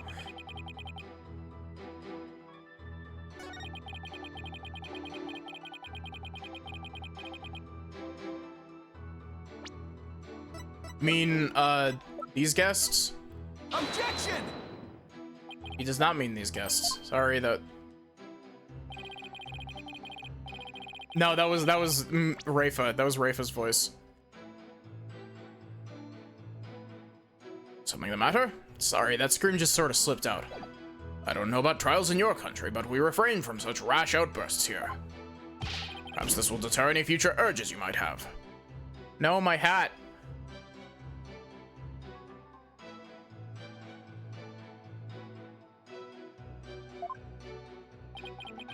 Not helping my case in the judge's eyes, both literally and figuratively. The one time I don't fucking safety save. Hold it! And who exactly were your guests that day? Don't tell me they were rebels, so they can't be called here to testify. It was none other than His Majesty, along with his family. Couldn't attend the rite due to work, so he stopped by ahead of time. My, how his daughter has grown. Wait a second. Let me set the record straight right now. I'm not a rebel. Thank you for that wonderful meal, Abbot Inmee. Lady Inmee's cooking simply cannot be beat. The fucking hair flip is so goofy looking. So, there you have it. Yes, the old Damon Gant shtick, yeah. When exactly was His Majesty at your home? It was there from 2 p.m. to 3 p.m. Indeed, precisely the time period within which Acolyte Zealot was slain.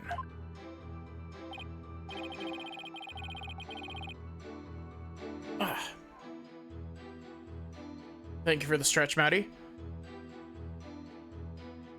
Yes, and we had a rousing chat concerning the game of Kachu Demal, yeah. But I'll just have that added to the testimony. After all, it was I who visited the High Priest's home. We did kind of give him that info. I guess that day were His Majesty and his family. They visited from 2 p.m. to 3 p.m. Hold it! Is that a Pokemon reference? Yeah. Your Majesty, are you sure this testimony is completely accurate? Sure can be. Oh, how wonderful it is to finally have my actions be admissible as evidence in court. Yeah, I 100% believe that the wife is the one who killed all of them. Majesty was at my home during the exact period of the murder. Come, let us put this behind us. I could not have possibly committed this crime. What was a Pokemon reference? They were playing a game called Kachu Demal.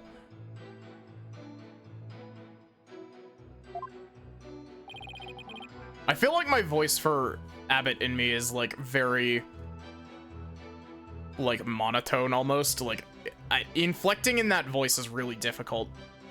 How can you be so sure? What if the clock or watch you were using was off, or you misread the time?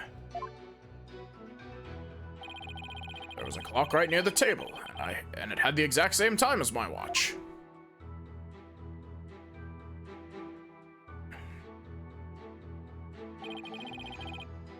Now do you understand, lawyer?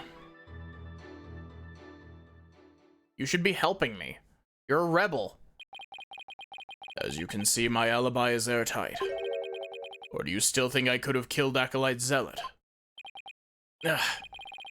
Majesty's a witness? Are you satisfied now? There's not a single discrepancy in Abbot Inmee's alibi. I'll be airtight. I give up now, it's all over. Now hold on a second. Is there anything wrong with the High Priest's testimony? There is. There is a discrepancy in the High Priest's testimony. There is? Well then, perhaps you could explain what it might be. This is what was wrong with his testimony. Oh, hey, look, Sachi got it right. After Abbot Inmee was channeled, no one ever stated what time Acolyte Zealot was murdered. Now that you mention it. Despite that, you claim to have an alibi from 2 p.m. to 3 p.m. That means you knew that Acolyte Zealot was dead. When you were still alive. Ugh. Wait, I think I saw something just now. No, I must be imagining things. So tell me, how did you know what time the crime had been committed? About that. Open your heart. Let the Holy Mother in. Why, we've been blessed with the High Priest's sacred words of prayer. I don't know why I tripped over that sentence so much, but it was really difficult for my brain to process. All who serve Her Holiness must strive to banish worldly desires from their soul. Open your heart. Let the Holy Mother in. Don't auto-scroll the text, please. Purge your mind of greed and bias. I feel as if my very soul has been cleansed. You can't fool me. Prayer may banish worldly desires, but it can't make a contradiction disappear. Satura!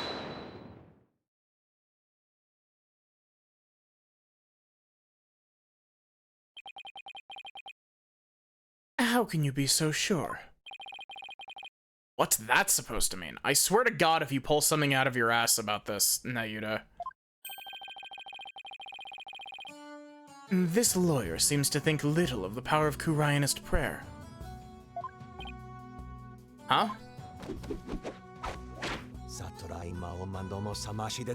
I like Nayuta's animations. I do gotta say, he has a tendency of, like, refuting perfectly good contradictions, though, and it's a bit frustrating. Abbot Inmi was at home during the crime, but knew of what happened at the hideout. I believe this can be explained thusly. He must have had a way to monitor the hideout from his home. What? Ever cease to amaze, Prosecutor? As he has surmised there was a listening device installed at the hideout.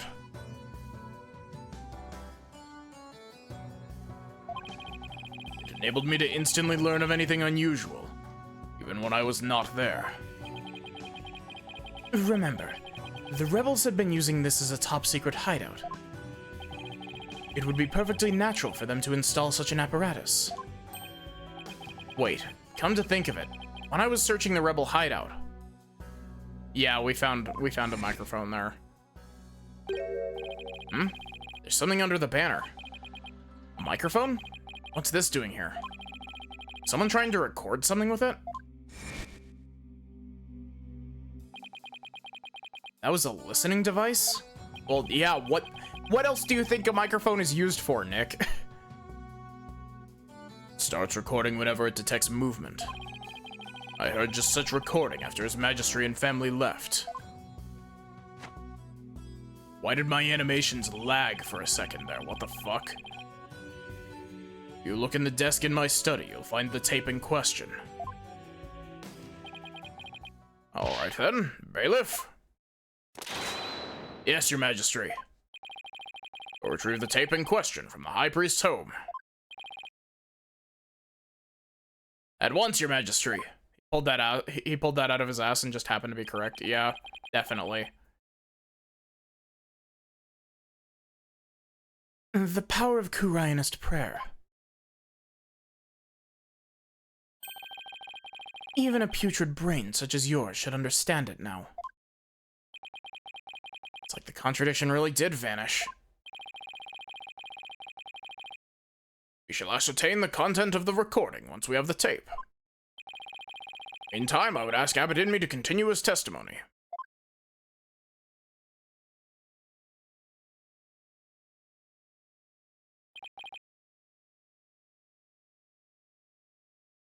Very well. How's it the prayers doing? Yeah.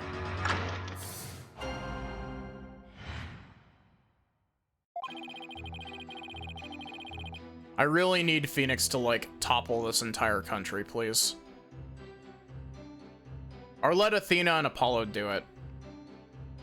Actually, it would be thematically appropriate if Apollo did it, because he'd be going up against Nayuta. I was entertaining His Majesty and his family when the crime occurred.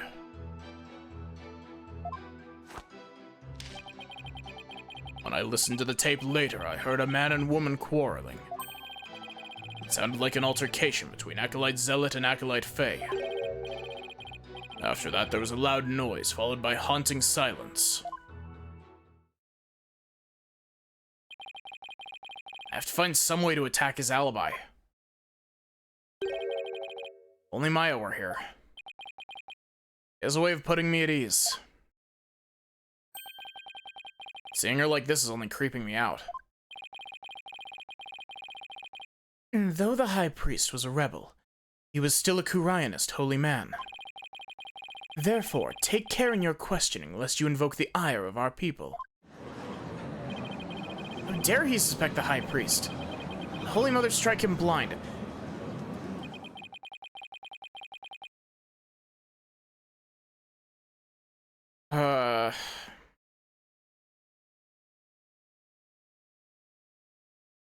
The gallery is filled with the worst type of people. Twitter users. As if this wasn't hard enough already.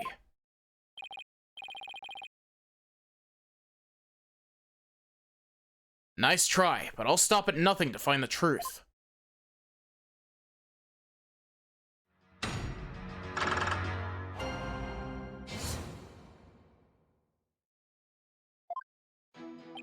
You see, trust in me. We've actually brought you back from the dead so we can kill you a second time for being a bastard. Hold it!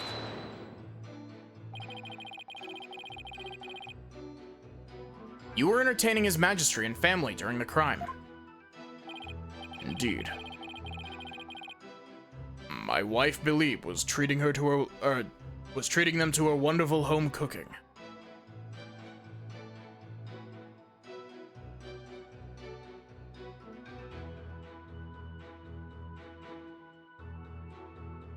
My brain isn't putting together what that means, Mystic.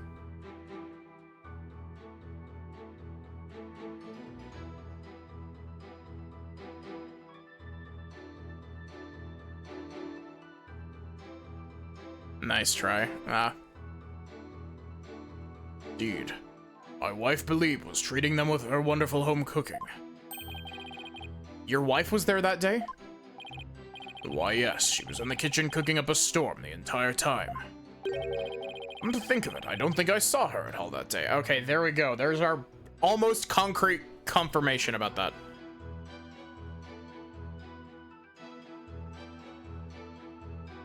It should be spelled N-A-I-S and then T-U-H-R-Y.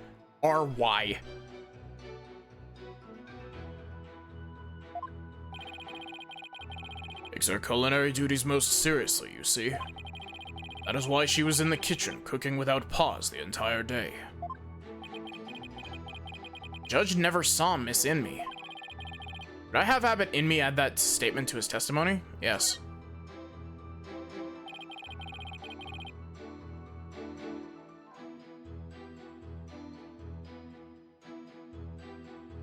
Nice, Turaya. Please add that statement to your testimony. As you wish. My wife, Bilib, was in the kitchen cooking the entire time.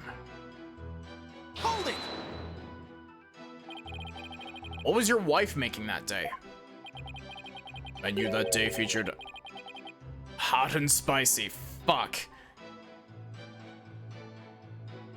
And melt and moth. They're both traditional Kurainese dishes. We haven't had Bilib's testimony. She hasn't testified. Because we don't... currently, the characters don't think that she's involved in any way. Melt and mouth, yeah. Can't believe to begin... Or I can't even begin to imagine what those are. Ah, yes. The exquisite zest of hot and spicy. The extreme texture of melt and mouth. Yeah, mouth. Molten moth.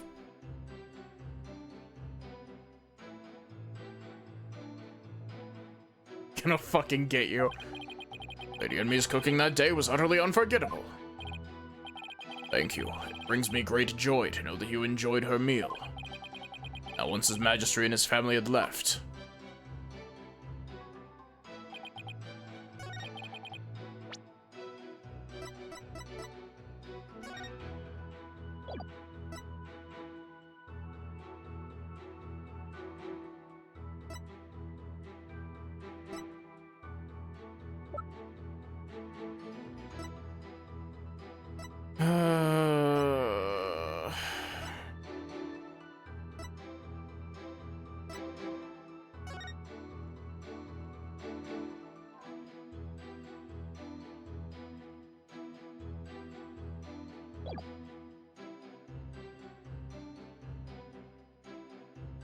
I don't think that that's contradictory.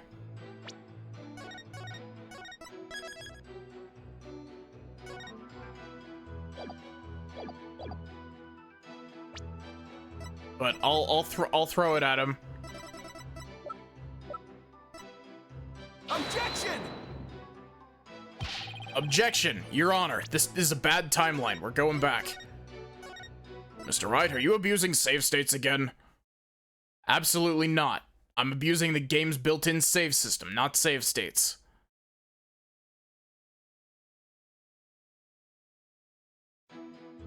Why did that take so long to load? Hold it!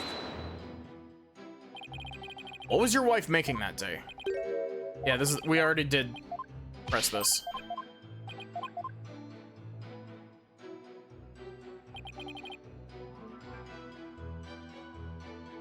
It's not save state abuse if you don't remember it, Your Honor. But Mr. Wright, I remember all. I remember all the alternate timelines, don't you know? I am infinite. I am forever. I'm that one villain from Sonic the Hedgehog, Sonic Forces, Infinite, you know? That's my persona. God.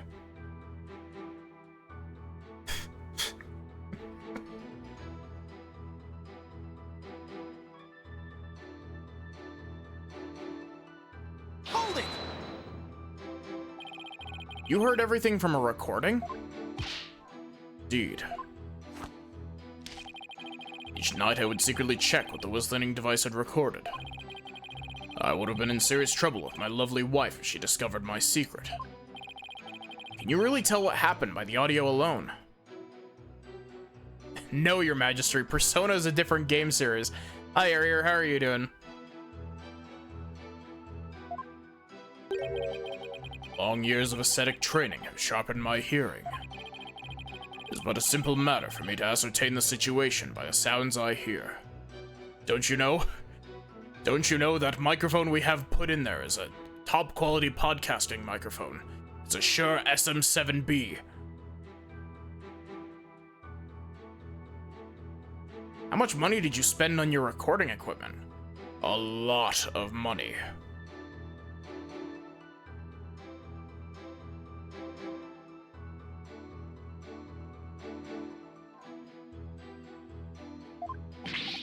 Practicing Kurayanism improves your hearing? Hearing is but one of the senses it can improve. One can focus and attain inner peace. All 5 senses can be sharpened. Why, the warbot over in the bazaar just cried. Did you not hear it? Give me a break. I have no idea why those refreshed, because the stream crashed earlier, Barrack. Oh. Hold it! The stream crashed because my internet just died for no reason. Hold on. Are you sure about those voices? Was it really Acolyte Zealot and Miss Faye? I'd say that was the most reasonable conclusion under the circumstances. Or perhaps Acolyte Faye has an alibi that you can prove. I'm afraid not. Then I suggest you make like a mollusk and clam up. Now, I will continue my testimony, if I may. Hold it! Loud noise. I'd say that's worth looking into. As somebody who studies sound recording, I'm gonna personally stab the devs. Honestly, I want to get a new mic, but at the same time, I'm fucking broke. I want to get a new mic, and I really need to look into getting, like, lapel microphones, because I want to do Triforce Heroes with Spoods and Pine, but, I need a microphone setup that can have all of us in the same room without, it hot micing into each other, so I need, like, lapel mics, and I need to, like, spend time fine-tuning them, but... A loud noise. I'd say that's worth looking into. A terrible crashing sound. Or Acolyte Zealot. It must have felt so heavy. Hi Andromeda, how are you doing? Lapel mics are cheap.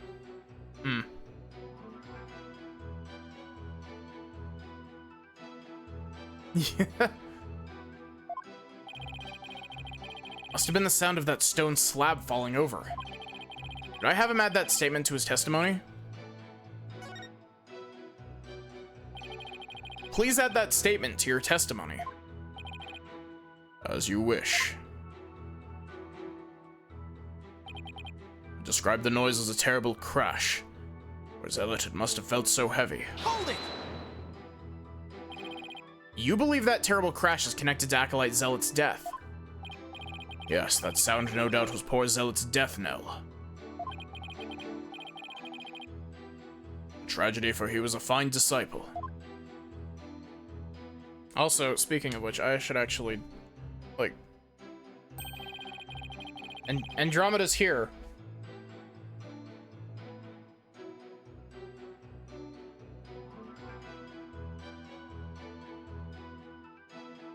Chat, my friend Andromeda has been playing through Silent Hill 2 Remake.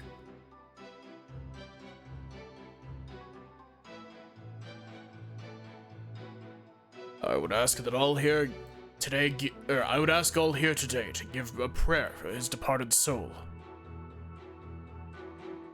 Silent Hole, yeah.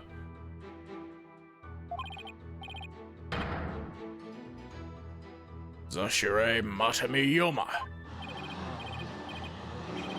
You can't even have the gallery say it to make sure I'm pronouncing that correctly. I had high hopes for that young man's future. Ashire Matami Yoma. Why do I feel like such a jerk for just trying to do my job right now? Mr. Wright? You still feel the need to question the High Priest.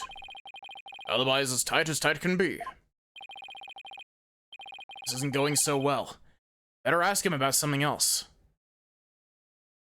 There's so many weird holes to put your hand in. Horror game staple, real. I'm curious, Abbott and me.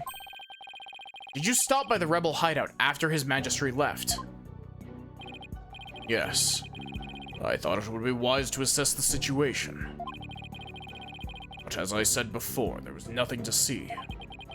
The hideout appeared as it always had. And the victim's body? It was nowhere to be found. Acolyte Faye must have already disposed of it and anything else incriminating. So when you saw the rebel hideout, it looked like it does in this photo. Yes, I would say that is how it appeared that day. Stone slab had been put back into place.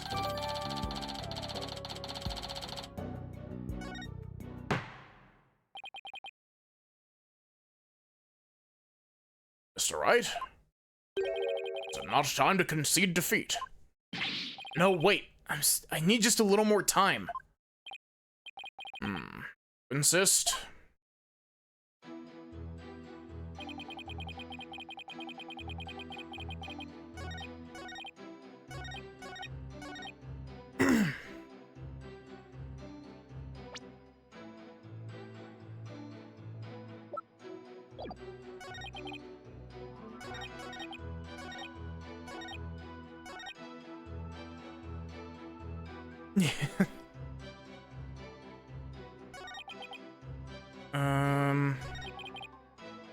Sounded like an altercation between Acolyte Zealot and Acolyte Faye. Loud noise followed by haunting silence. Hold it! Oh, I didn't mean to do that. Whoops. Yes, you've already asked me this. Shut up.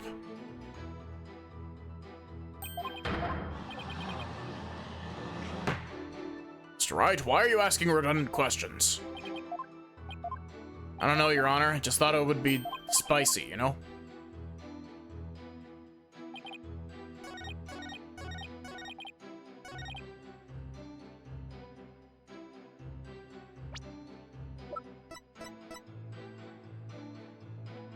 Objection! Abbott in me. You said, and I quote, "Poor Zealot. It must have felt so heavy."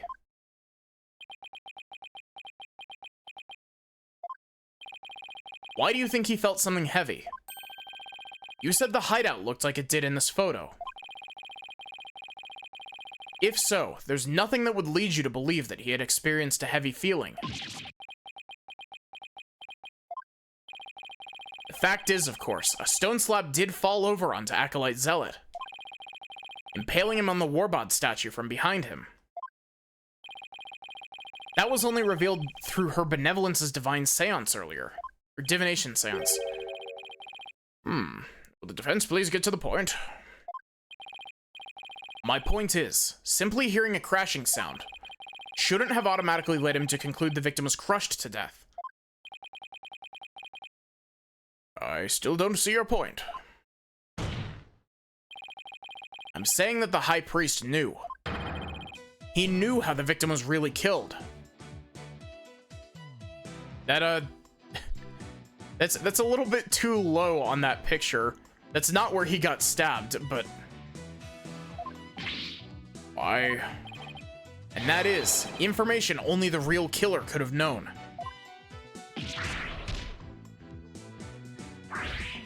I do like that his spirit's literally just a PNG. I definitely saw it that time. Got the High Priest spirit shaking in his boots. Did I say sandals? Objection. Need I remind you, Abbot Inmi was with his was with his magistry at the time of the crime. Is there any more gruesome death in this series? Yes.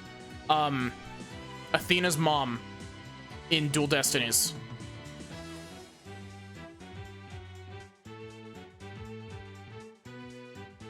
And such an alibi precludes him from being the killer. That's true. So he can't be the killer.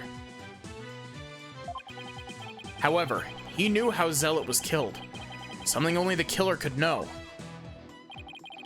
Can this discrepancy be resolved somehow? Well, Mr. Wright, we're waiting for an explanation. I was just getting to that. Time to think of something quick.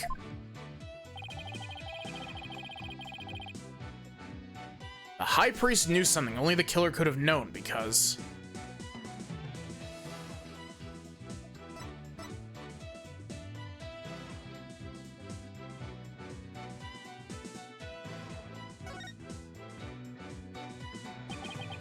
he must have heard how the victim died from the real killer?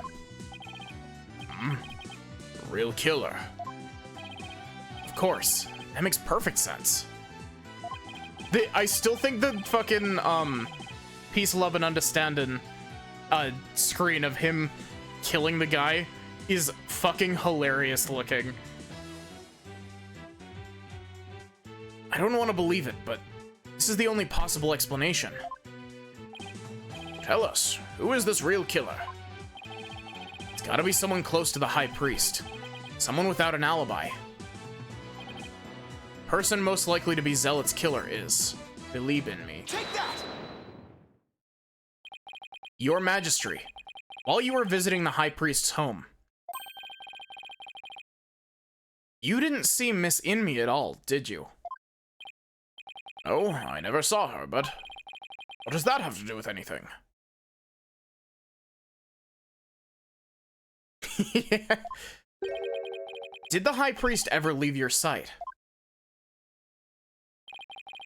Oh, we were talking the entire time. And the food was brought right to the room's entryway. So the High Priest has an ironclad alibi. But his wife does not.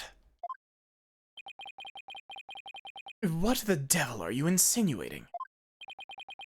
I'm insinuating that Miss Inmi might have killed Acolyte Zealot.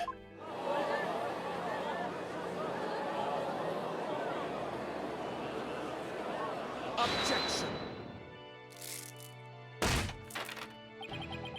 You have a lot of nerve making such a baseless allegation. Shit. She had no motive to kill Acolyte Zealot. He was like family to her. No. We can't entirely discount the idea. This case is taking forever on something that I literally guessed on day one. Yeah. After playing 6 Ace Attorney games, you kind of get feelings about like how stuff is gonna go, and it's like, wow, this woman who has access to the costume that the vigilante is running around in had access to Maya's unconscious body where she had the dagger, like, and is a devout member of the faith who wants to get rid of the rebels. Like, yeah, there's like 12 different red flags there. They're not cryptic, but there's comfort in the formula. Yeah, I think it's also like, I don't think I would have necessarily suspected her if this was like my first couple Ace Attorney games. Surely this will be the last one, yeah? No, we can't entirely discount the idea. Also, I'm very happy to be correct. Especially if you consider that Miss Inmi could have been the one posing as Lady Kira. Objection.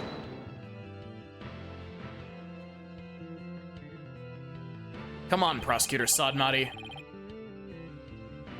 Even a fool must temper his foolishness at times. No, you're not allowed to say that word. That's Franziska's word. Do you think Franziska saying fool so much is like a vocal stim? Or do you truly believe Lady Kira would kill Acolyte Zealot, though he was not a rebel? Objection.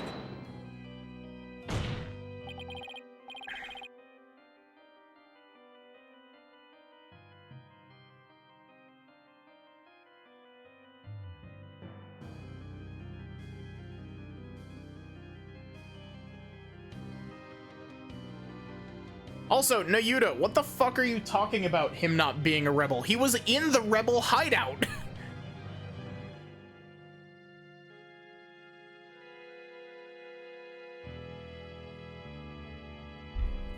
As we all know, the High Priest was secretly a rebel.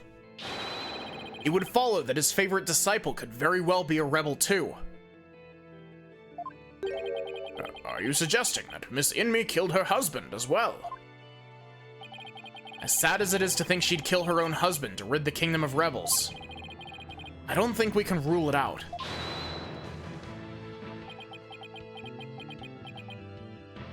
It runs in the family. Ah! Yikes! Claim my wife is that rebel-hunting Lady Kira. That she slew both Zealot and myself. My lovely wife. That is utterly impossible. Ah! Yikes! I've never seen the High Priest so angry. It is as Abbot Inmi stated. And the accused has already been found guilty of his murder. It is far too late to overturn it. That's right, Mr. Wright. I'll apologize to the good priest before he gets angry again. Quickly now. No, I'm not going to apologize. The true identity of Lady Kira is a major piece in this trial's puzzle. Admit it, Abbot Inmi. Your wife, Lady Inmi, killed you. Yet even now you continue to lie in an effort to protect her. How absurd. It appears the lawyer's forgotten. My lovely wife could not possibly battle the rebels in the guise of Lady Kira. For we were blessed by her holiness, and she is with child. Praise be to the Holy Mother. Completely forgot about that. That abominable Lady Kira figure who slew me and Acolyte Zealot was the accused. This is bad, but I can't give up now. He got so angry he became dubbed real. Don't forget, my client doesn't have the strength to fight rebels either.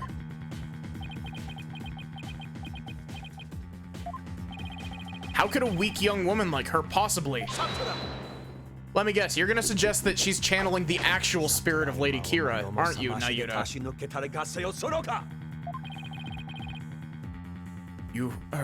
You foolish oaf of a lawyer. If only you were as blessed as Lady Inmi. What? Now, Yuta, have you been reading too many Wrightworth fanfictions? Are you telling me you want Edgeworth to get me pregnant? Surely the accused possesses the strength. Or should I say the power? The power to battle those black-hearted rebels.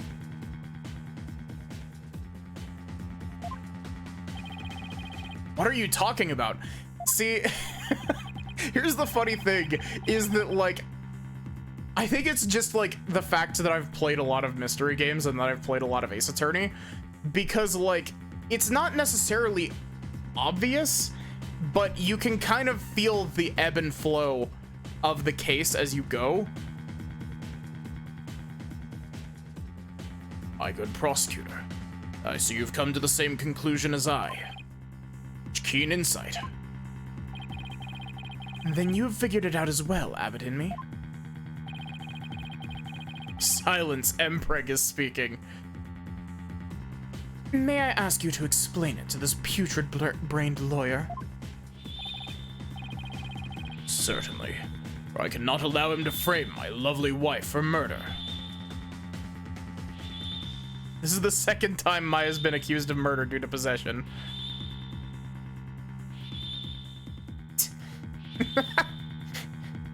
Fucking Mystic, just... Silence! Mpreg is speaking. Foreign devil? Your Majesty, allow me to testify as to how Maya fays that murderous Lady Kira. Well, if it would assuage your anger, by all means, please testify.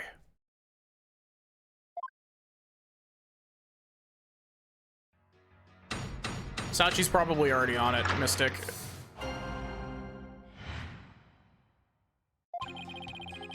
Acolyte Faye channeled Lady Kira's spirit. Extremely loud, incorrect buzzer, motherfucker. She's a spirit medium who knows Lady Kira's true name, so she could have done it. Extremely loud, incorrect buzzer. I need a soundboard. So it was the real Lady Kira who returned to root out the rebels among us. Among us, yes. Attacked and killed me with a strength far beyond any immortal woman. But... do you understand now? Murder by spirit channeling explains everything.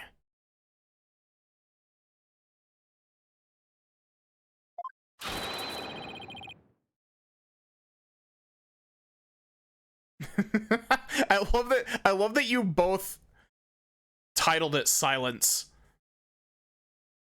You gotta send those clips into the Discord. This is the only way the accused could have defeated one rebel after another. Indeed. I'm a living, or shall I say dead, proof of her terrible power. Ah! Maya's ability to channel spirits. It's come back to haunt her. Now, is it not time to let it go and move on? Defense? Please, the incorrect buzzer can only get so loud. No, never. I'll never give up. Now what? Think. Can I prove that Maya couldn't have channeled Lady Kira?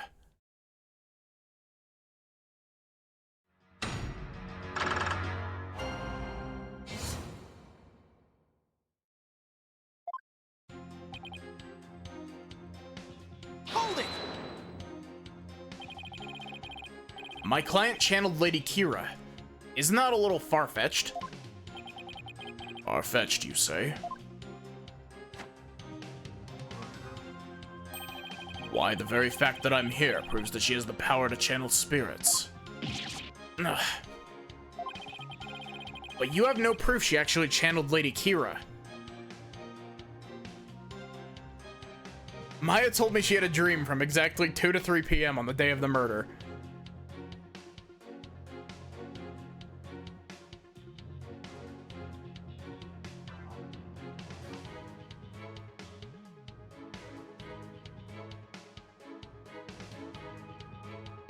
Now, Yuta, I've been meaning to ask you something. You go back to that Domino's you used to work at and give me like 5 cheese pizzas. Why would you want 5 cheese pizzas? I thought we could share some. But why cheese pizzas? Wouldn't you rather have other toppings on it? Oh, I like cheese pizza.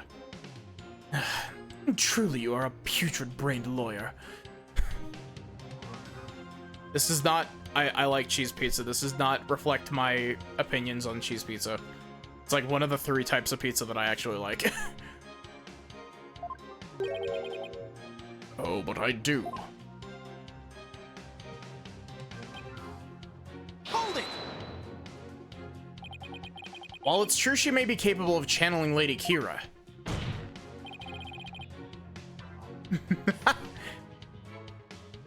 I doubt there's any proof that she actually did. We're talking about the infamous Rebel Hunter here. That modern-day Lady Kira has captured many a rebel all by herself. Among them have been more than a few great warriors.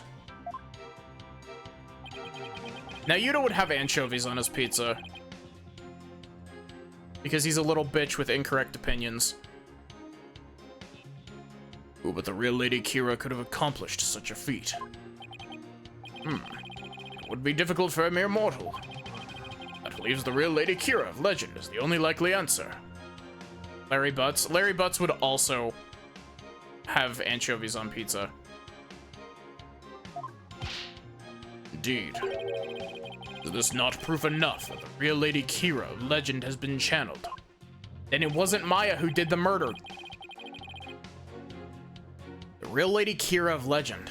That's an oxymoron if I've ever heard one. Then again, the people of Kurain believe legends to be true.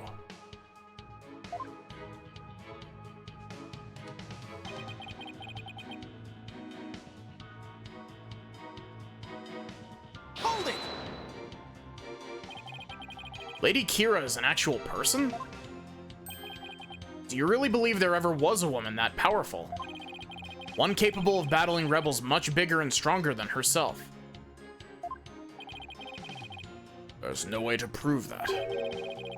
But to doubt the existence of Lady Kira is to doubt Kuraianism itself. It is not for us to question. We must simply believe. Yeah, how dare you doubt our legends? You'll regret saying that, you Pulkunan. Ugh. Won't get anywhere until I can refute their claims with some evidence. Oh my god, are you using sexism to prove your argument? I was gonna make the same joke, Sachi.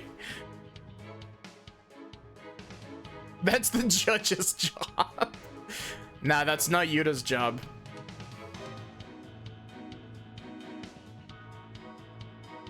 Hold it! A strength far beyond any mortal woman. And just how strong would that be? Just as strong as my wife, actually. I like 'em strong, Mr. Wright. You need but look at the wound she inflicted upon my body. Though I had hoped to never have to think about that again. Your wound? It was pretty deep. There was a tremendous amount of blood. While Acolyte Zealot was rather small in stature, he was strong. Nevertheless, he was no match for the sheer strength of Lady Kira. Maya's spirit channeling is proof that she's Lady Kira. This is not good. I'll have to prove she didn't channel the original Lady Kira. Okay, so...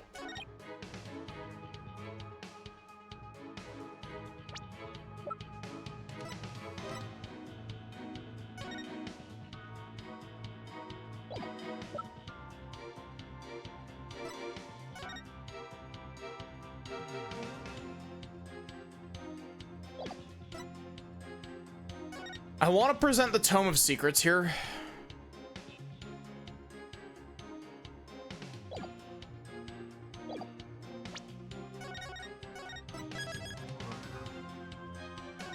Because the Book of Secrets does not have a picture of her face.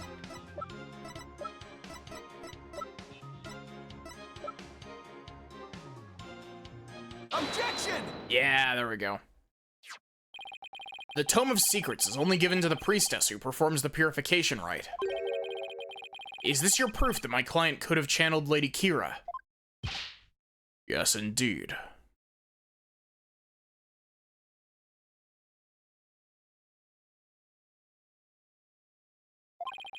It contains the true name of Lady Kira, the secret only revealed within. Abbot in me. I'm afraid you're mistaken. This couldn't have been used to channel Lady Kira. What nonsense. Mr. Wright, would you care to explain? No, Your Honor. This is why my client couldn't have channeled Lady Kira, the feat. Have you ever played a Dark Souls game, Your Honor? Take that! Lady Kira's face is hidden behind a mask in the Tome of Secrets. I swear those two thoughts are connected. I swear that was not just me randomly saying, have you ever played Dark Souls? Lady Kira's face is hidden behind a mask in the Tome of Secrets. You need both a name and a face to channel a spirit. What? Feet in Dark Souls? Yeah. Can't be. Feet in Dark Souls are basically the same thing. Urge to boot up Elden Ring, yeah. Miyazaki likes bare feet. He likes bare feet.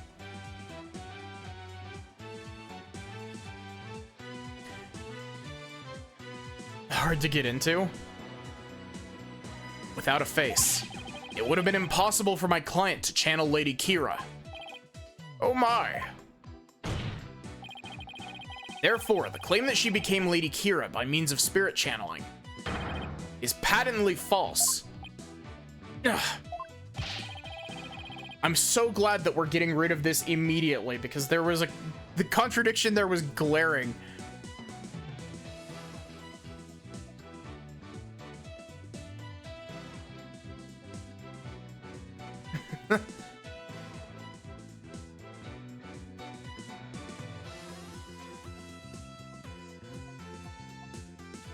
And with Lady Kira out of the equation, my client had no motive to commit murder. What then? It was the rebel hunting Lady Kira we've been reading about in the paper. Yes. Who is this other suspect, if indeed there is one at all? Let us hear the defense's brilliant deduction. Think. The true identity of Lady Kira is the key to solving both murders. Thought Miss Inmi was suspicious, but her pregnancy takes her out of the running. And a rebel is a rebel, so that doesn't make sense. That leaves us with... Mr. Wright, you have that look again.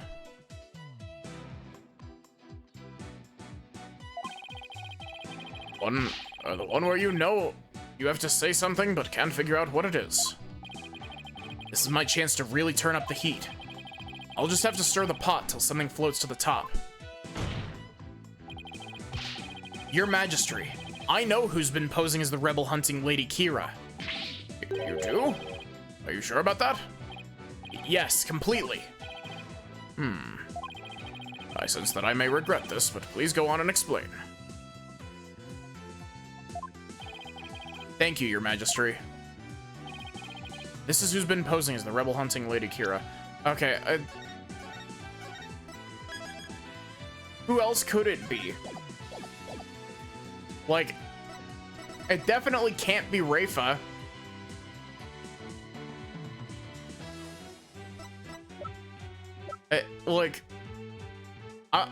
I still think it's Believe in Me. It's definitely, no, it's fucking I'll Be Your Guide. Put this boy in jail.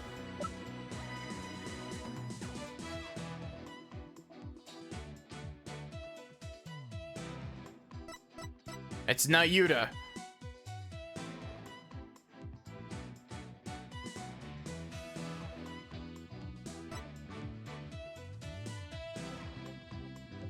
Nayuta goes straight to hell, yeah. See, I'm actually a little bit stumped here because they're claiming that it's not Believe in Me, but I still think that it's her. I don't think the game has done a good enough job of assuaging that she actually can't be the... Your Honor, the defense would like to safety save. We're on the final cross-examination, apparently. Take that! Why do you believe that is the true identity of Lady Kira? Wait, don't answer.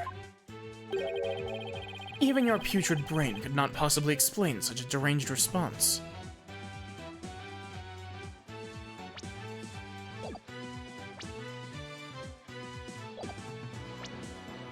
Is it fucking...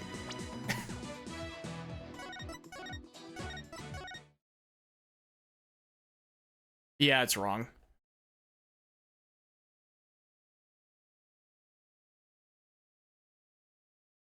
I mean, the music would likely still be going, but it was generic dialogue.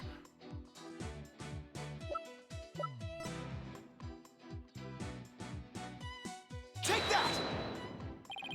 The true identity of the rebel-hunting Lady Kira we seek is... Hooray Zealot.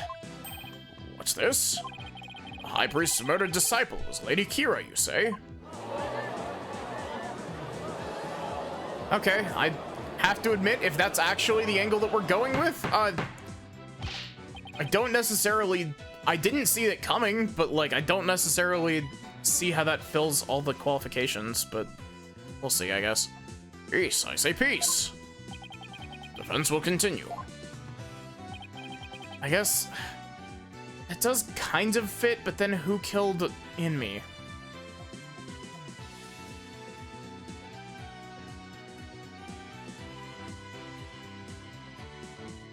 Yes, Your Majesty. I whittled down the list of suspects until there was only one left. Objection! But a process of elimination is not the same as solid evidence. Just keep accusing new witnesses, yeah. I assume you have evidence to back up your claim. Yes, of course. I'll have some in a moment, that is. At least I hope so.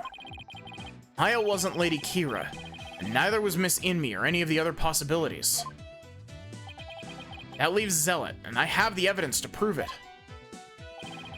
The evidence that proves Acolyte Zealot was posing as Lady Kira is this.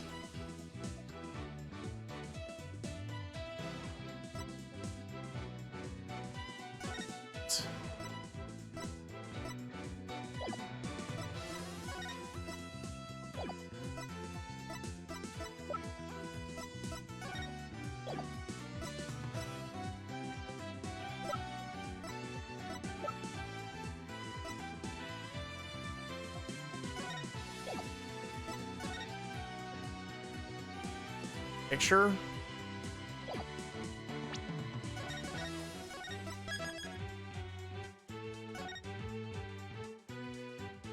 What?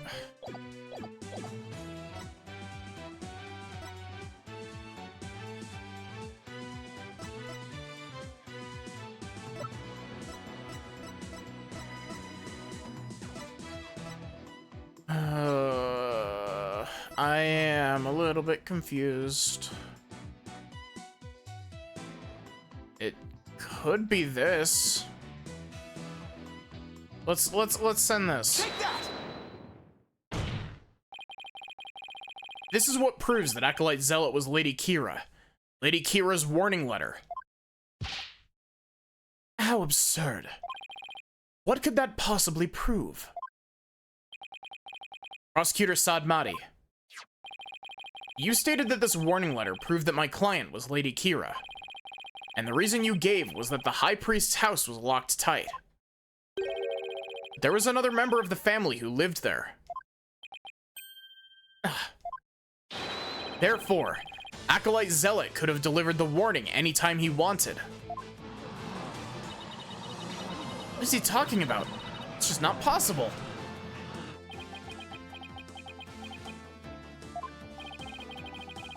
Are you saying Lady Kira was not the culprit, but rather the victim? That's exactly what I'm saying. But that would overturn the entire premise of this case. This trial is proceeded on the assumption that Lady Kira is behind the serial killings. But if Lady Kira is one of the victims, who was the killer and what was their motive? The only suspect left is Miss Inmi. There's only one possible motive. What if Miss Inmi is a rebel? What? Fiend, you're still bent on casting suspicion upon my lovely wife. Blasphemer! You have no evidence of this. Repent for the mistrust in your soul. How many times have we overturned the entire case? A lot. Objection! Well, you have no evidence either. After all, the dagger with my client's prints on it wasn't what killed Acolyte Zealot. And the plumed Punisher theme that he heard could have been an alarm clock. Wow, why was that sentence so hard? That means all of the evidence linking her to the crime has been called into question.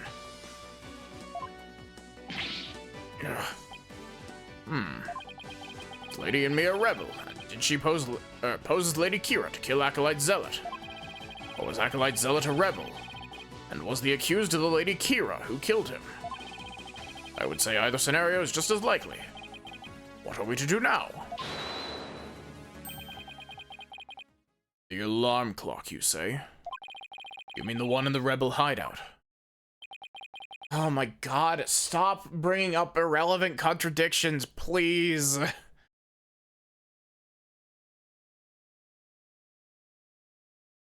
Yes, but what of it? So that's it.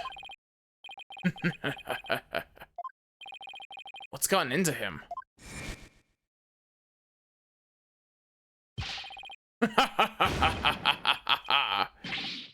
Have it in me. What's so comical?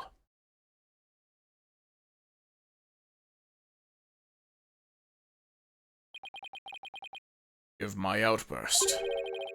That has simply tickled my funny bone. What did? The theme song came from the plumed Punisher clock, you say? Huh. That alarm could not possibly have gone off. What makes you say that? The clock was working just fine the last time I checked. Try using your head for a change. Would not the existence of a secret hideout be given away if an alarm kept going off? Wait, you don't mean... Indeed. We leave the alarm switched off at all times. No!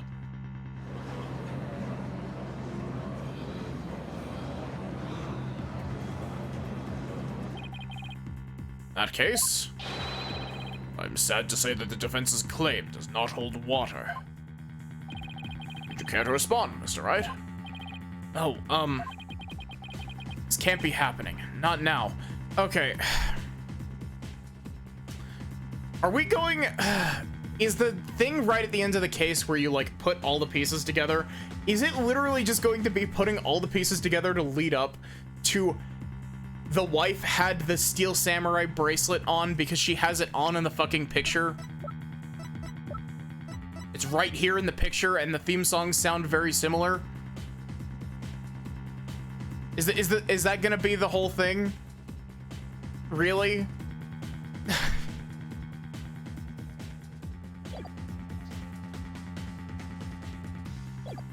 This can't be happening. Not now.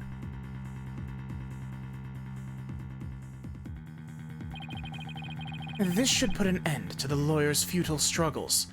Yeah, and this fucking pipe bomb I'm mailing you will end your life, motherfucker.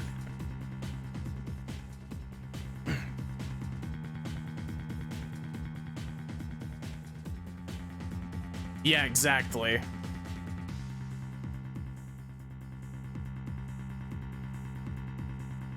The theme song the victim heard was from the accused strap.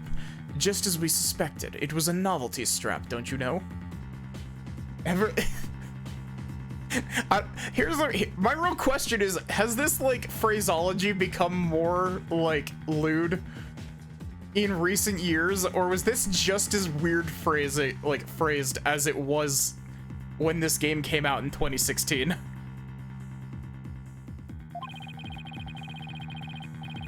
Therefore, the accused is the rebel hunting Lady Kira, and the victim's killer. Need an opening. Something I can raise an objection to.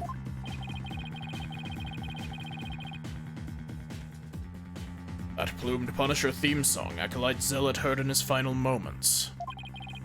I too heard it by way of the listening device. But did you really? If you had heard of it, why didn't you testify to the fact before? Is it not obvious? I did not know such a tune could become a key matter of dispute. Yes, the matter of the theme song came up before Abbott in me was channeled. Oh, right. Well then, what if he's lying about the clock's alarm being switched off? Miserable wretch. That would be a pointless lie, one easily disproven.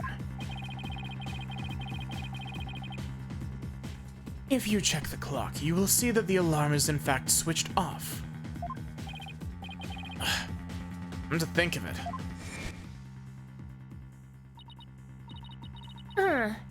What a fine item. And the switch. If I'm right.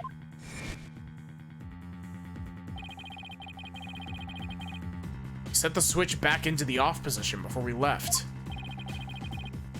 I remember hearing it clearly. Those distinctive taiko drums in the intro are etched into my mind. They went.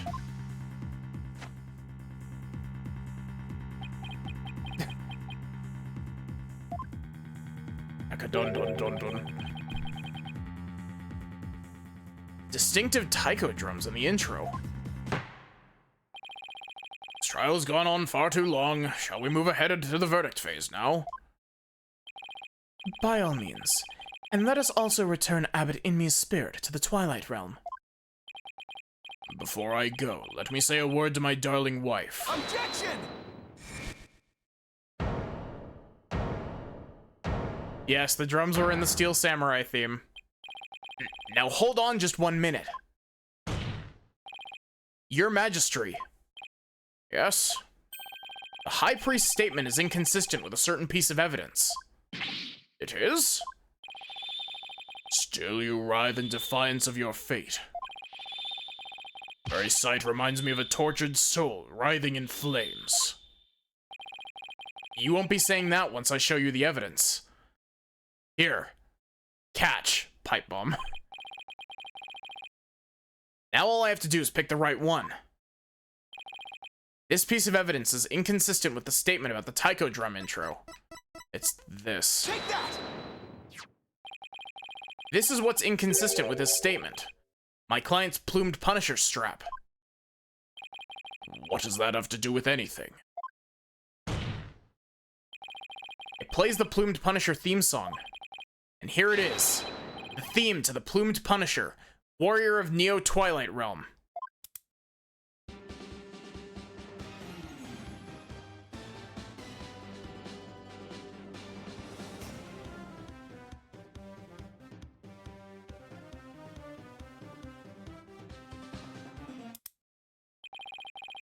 Do you see what I mean? The music the victim heard in his final moments might not have been the plumed Punisher theme song. I'm afraid I'm not following you. What was it if not the plumed Punisher theme? In his final moments, Acolyte Zealot heard the Steel Samurai theme. There are no taiko drums in the intro of the plumed Punisher theme. So what Acolyte Zealot actually heard in his final moments was the theme of the Steel Samurai, Warrior of Neo Old Tokyo.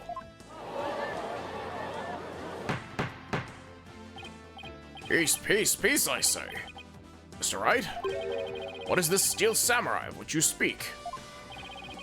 The Steel Samurai, Warrior of Neo Old Tokyo is an action show from America. I read that as from American. The plumed Punisher theme is a total rip. It's very similar to it. If you didn't know about the Steel Samurai, you could easily mistake the two. But the fact that Acolyte Zealot heard music from an American action hero show is irrefutable evidence that the accused was in the secret hideout. Actually, no. You have it backwards. Backwards? That's right. Miss Faye met an avid Plumed Punisher fan here in Kurain. And as a token of their friendship, she traded a certain Steel Samurai item she had for the Plumed Punisher strap. This avid Plumed Punisher fan was the one who killed Acolyte Zealot. Yes. And that avid fan is none other than the High Priest's wife, Believe in Me. Objection! Do you have evidence to back up this claim, Mr. Wright? Or as forgiving as the Holy Mother is, I doubt she would tolerate yet another dose of your baseless slander. This is a wild way for Abbott to learn his wife how to strap. I suggest you prepare yourself to face Her Holiness's wrath. Oh, I'm prepared. To turn this entire case upside down, that is. This is my last chance. Better take a deep breath and review the evidence. Very well then, please present your evidence, if you would, defense.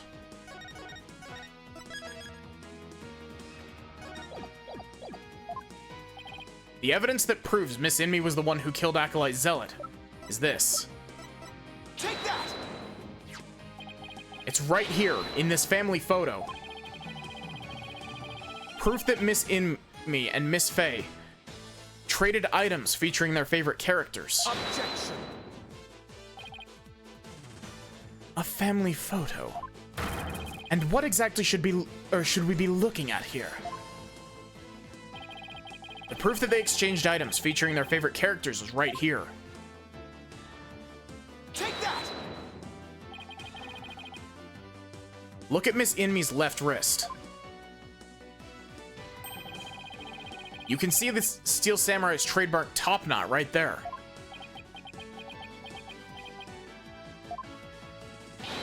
Which clearly makes this a Steel Samurai watch. Ah. Why, I never knew your wife had such hobbies, Abbott and me. This family photo was taken right before Acolyte Zealot was murdered. By that point, my client had the Punisher strap, and Miss Inmi had the Samurai watch. So what the victim heard in his final moments was none other than the sound of the watch Miss Inmi was wearing. I wish to amend my testimony. What I thought were taiko drums was something else. My wife never had such a watch. It is the truth I tell you. You must believe me, your majesty. Satura ima o mandomo samashi de tashi no ketare gaseo soroka!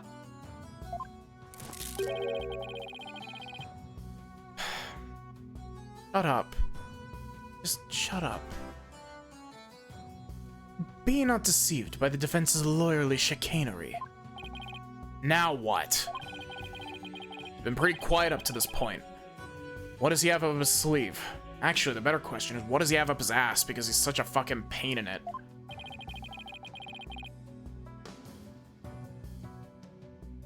There is a big gaping hole in this flimsy claim. A big gaping hole? I don't think so. Wink wink, nudge nudge. Oh no, I'm afraid it's there, alright? Just like the big gaping holes in your putrid brain. My brain is neither putrid nor full of holes. I'm not a zombie after all, but you're about to be. I'll learn about such. I'll learn about what kind of stick Nayuta's got up his ass. Says the dead lawyer walking. He who is narrow of vision focuses on what's before him, never seeing the big picture.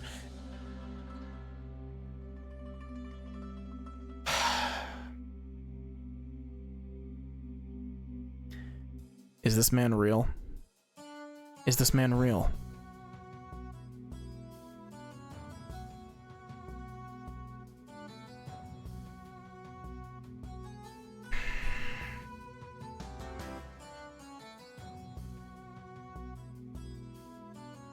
He's...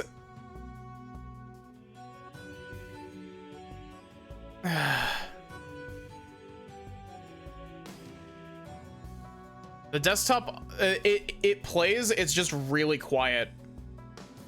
Because I can't adjust the bonk audio without adjusting the audio for everything being thrown at me. Nayuta's not real, he's a figment of everyone's imagination. This is a hallucination Apollo's having.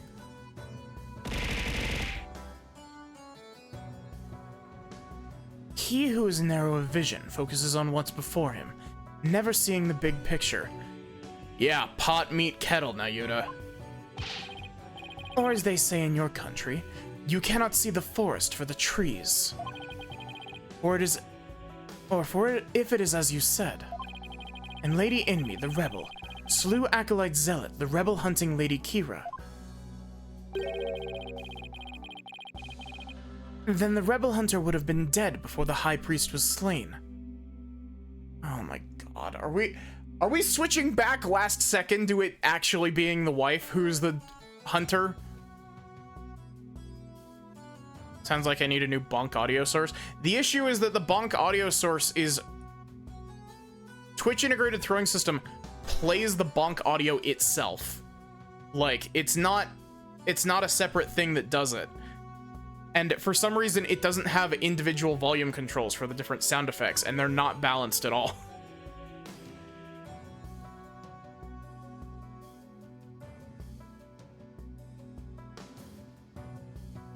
Then the rebel hunter would have been dead long before the high priest was slain. Ah, that means the high priest could not have been slain by the rebel hunting Lady Kira. How could I have missed that? So tell me, who are you going to say killed the high priest now? No!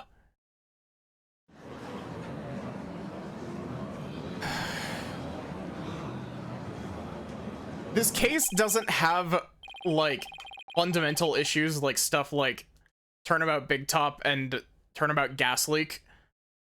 But, like, fuck, this case has some god-awful pacing issues. This is, like, genuinely, this might be my pick for second worst paced case in the entire series so far.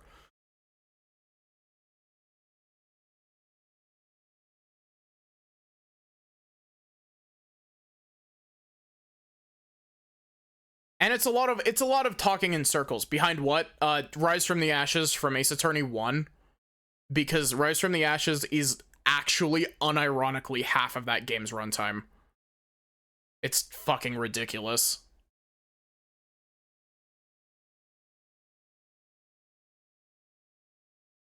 No way there's a case called Turnabout Gas Leak. No, it's called Turnabout Serenade, but the premise of it, it gets so ridiculous and so, like, logic bending that I refer to it as Turnabout Gas Leak. Because the only way that any of it is possible is if there was a gas leak in the building and everybody was high off their asses.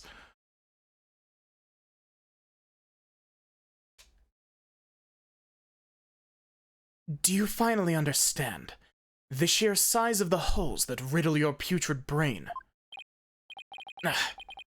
Hot water now. Don't have any other suspects in the High Priest's murder. You mindless zombie. You should have begun your journey into the Twilight Realm long ago.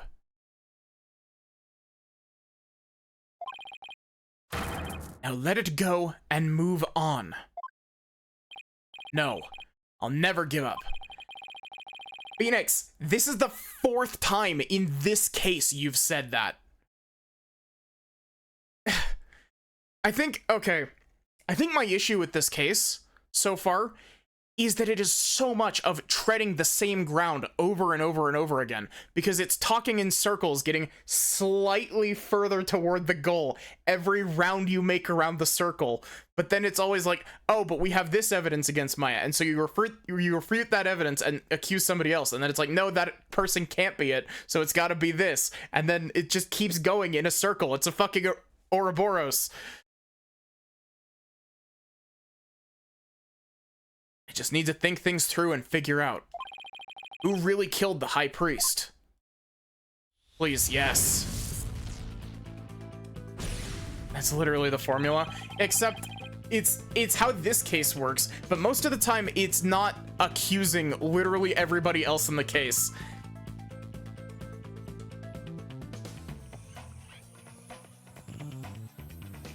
It must be this guy. No, it can't be him because XYZ.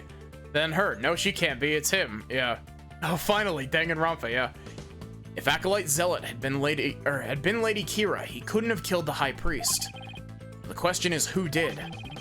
Maybe I can get to the bottom of this by reviewing the events of this case in order. Truth bullet from the heavens above. Yeah. Shuichi, save us. What evidence could tell me something about the crime scene before the murder? Maya's testimony, because we haven't used it. It said that the water was still red.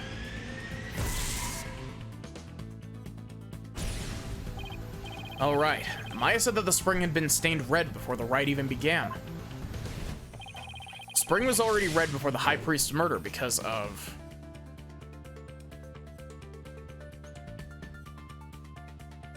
Zealot's blood. Right? Zealot's blood?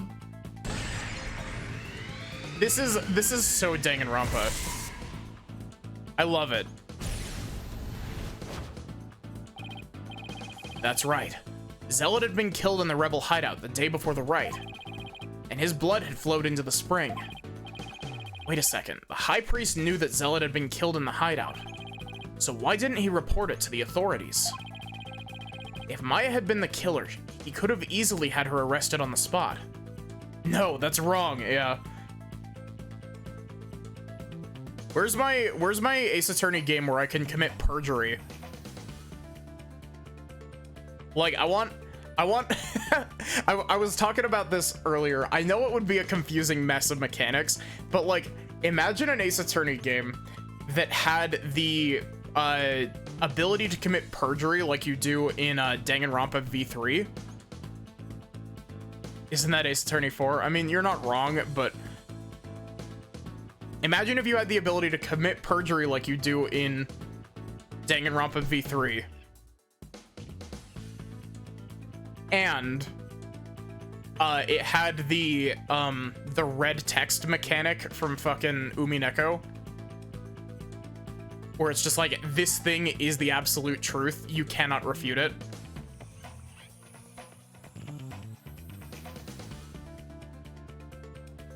If Maya had been the killer, he could have easily had her arrested on the spot.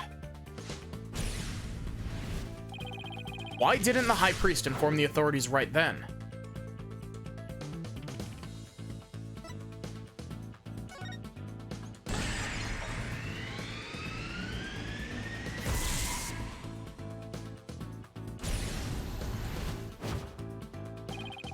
He reported Zealot's murder. The authorities would find out about the hideout. That's what he was worried about. By going through with the rite, the High Priest risked having Maya see the spring running red with blood. Why did he have to go through with the rite? Did he want to set up the scene during it? Spoilers for the Bible. He wanted to set up the crime scene to conceal the hideout.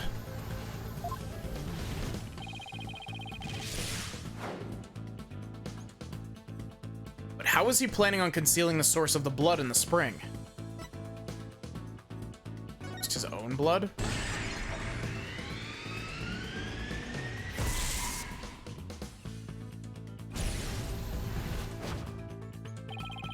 Concealed the source of the blood with his own. That was how he kept the rebel hideout a secret. God. It's all starting to fall into place. I know who killed the High Priest. It was Trust himself.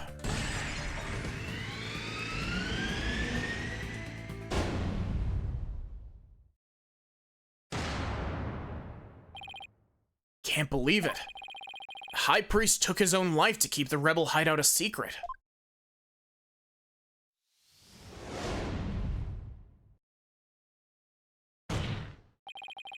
The High Priest wasn't murdered by anyone. He took his own life to keep the rebel hideout a secret. Thank you, Neon Genesis Evangelion. What? What? What's this?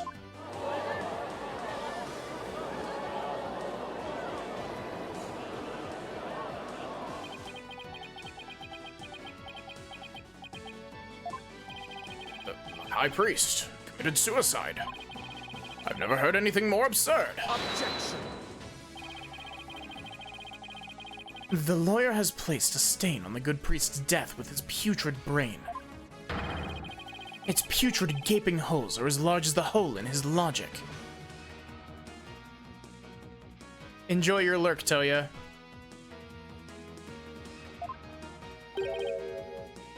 What hole? You still fail to understand.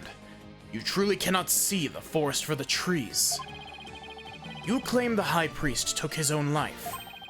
But have you considered who brought the dagger to the Plaza of Devotion?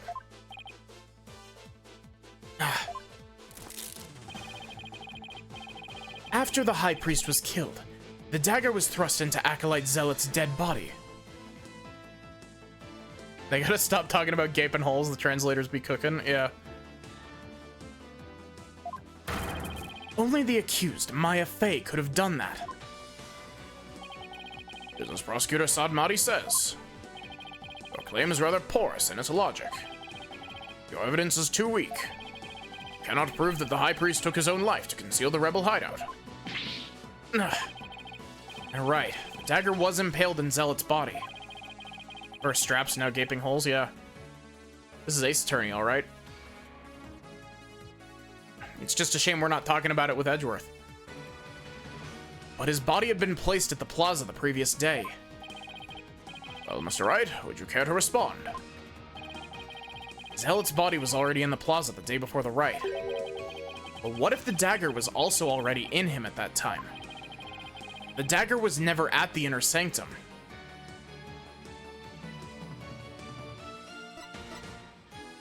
Rest died by a different weapon? Of course, that's it. What is it? There was no need to move the dagger.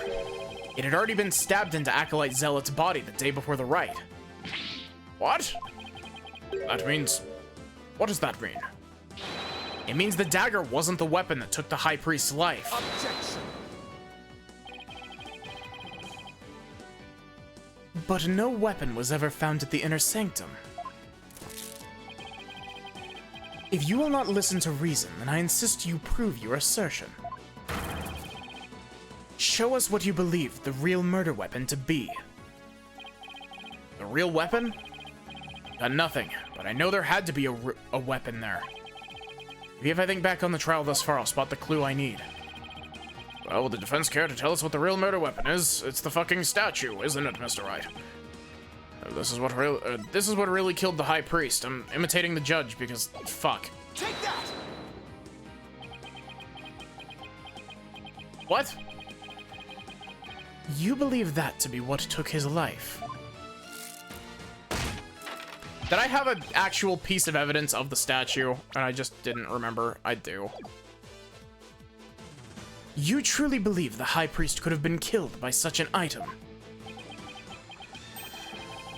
I do not recall ever seeing that. You just heard it from the horse's mouth, and now you'll hear from mine. Penalty! Without the high... Yep, it was something else that killed him. It would have to be dagger-esque in shape. Take that. Here, catch. What really killed him has been at the inner sanctum all this time. And its lethality has already been demonstrated by the late Acolyte Zealot. That's right. It was the Warbod statue.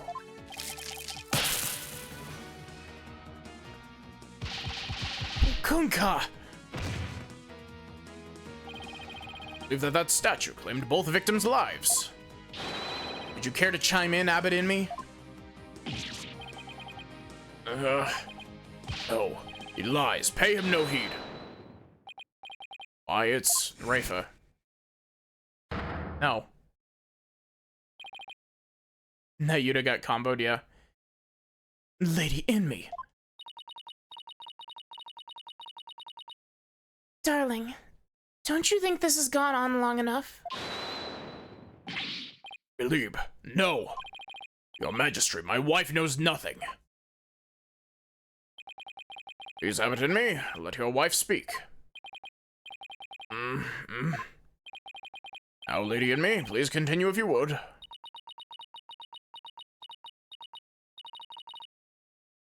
It's that time again. And what time would that be?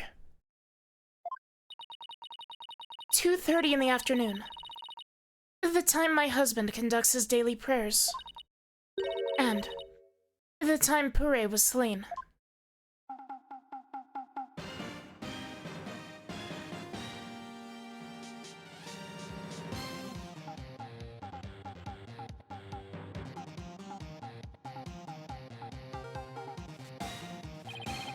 That sound, it's the Steel Samurai alarm.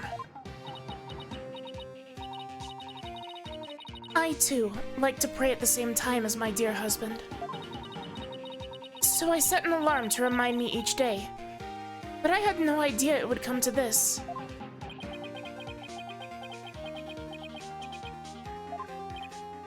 No, stop. She knows not what she speaks. Your Majesty, I am the one who slew Acolyte Zealot. Ah!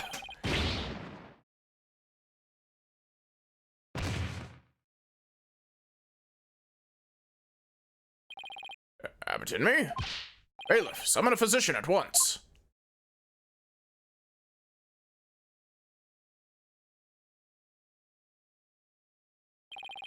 Physician is now attending to the High Priest, so there's no need to fear. Now let us continue. What about the half of him called Maya that's still among the living? Miss Inmi, will you tell us everything you know? The truth is, I'm a rebel just like my husband. This tragedy unfolded before the rite during the Feast of Blessings. I had gone to the rebel hideout to prepare it for Dats's escape. And that's when Acolyte Zealot suddenly appeared. Yes. Puree was shocked when he saw me there. Acolyte Zealot did not know you were a rebel. I do not believe he did. I believe he was there simply to investigate the hideout. And then he suddenly came face to face with Miss Inmi. So the true identity of the rebel hunting Lady Kira was Puree Zealot. Yes. Okay, I do have to admit that it's twisty, like, I didn't see it coming, like, I can't tell if that's just because it felt so, like, I can't tell if that's because it was an obvious red herring, or because the writers were like, oh shit, we need to make this more surprising. Swerve last minute into the other guy.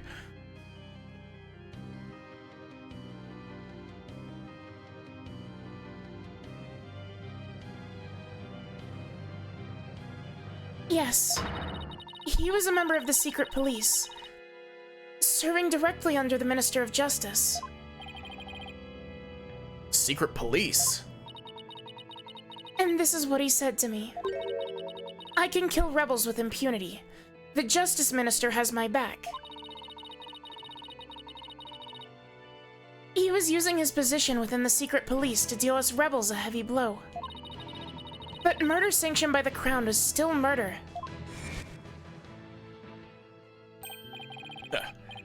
Even without the DC Act, Dirk and his insurgent scum buddies' days were numbered. What's that supposed to mean? Let's just say I got a little trick up my sleeve. So I'd watch it if I were you. You got a defiant attitude. Like one of them dragon dupes. Trick administering his sleeve was Lady Kira. No, this can't be. My father would never. This must be a bolt out of the blue for Rafa. Rafa, you need to come to terms with the fact that your parents are god-awful people. This explains why Acolyte Zealot abandoned his real name. Yes. He even went as far as covering up the tattoo that all Kurainos clergy members receive. Lady Kira was a member of the secret police. That explains why no order was given to investigate her attacks. Guess I'm not alone in hearing this for the first time. But this cannot be. Is it true? Is this true? Justice Minister is sanctioning state-sponsored murder? Peace. Now, Lady in me, please continue. Perez suddenly lunged at me. That is when I pushed the stone slab toward him with all my might. But I never meant for what happened next to occur.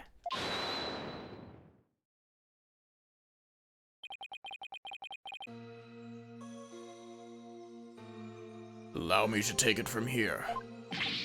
Have it in me. Are you sure you're all right now? I'm sorry you had to see that. But you need not worry about me. I'm already dead. Please, we need to know what was so important that you would take your own life.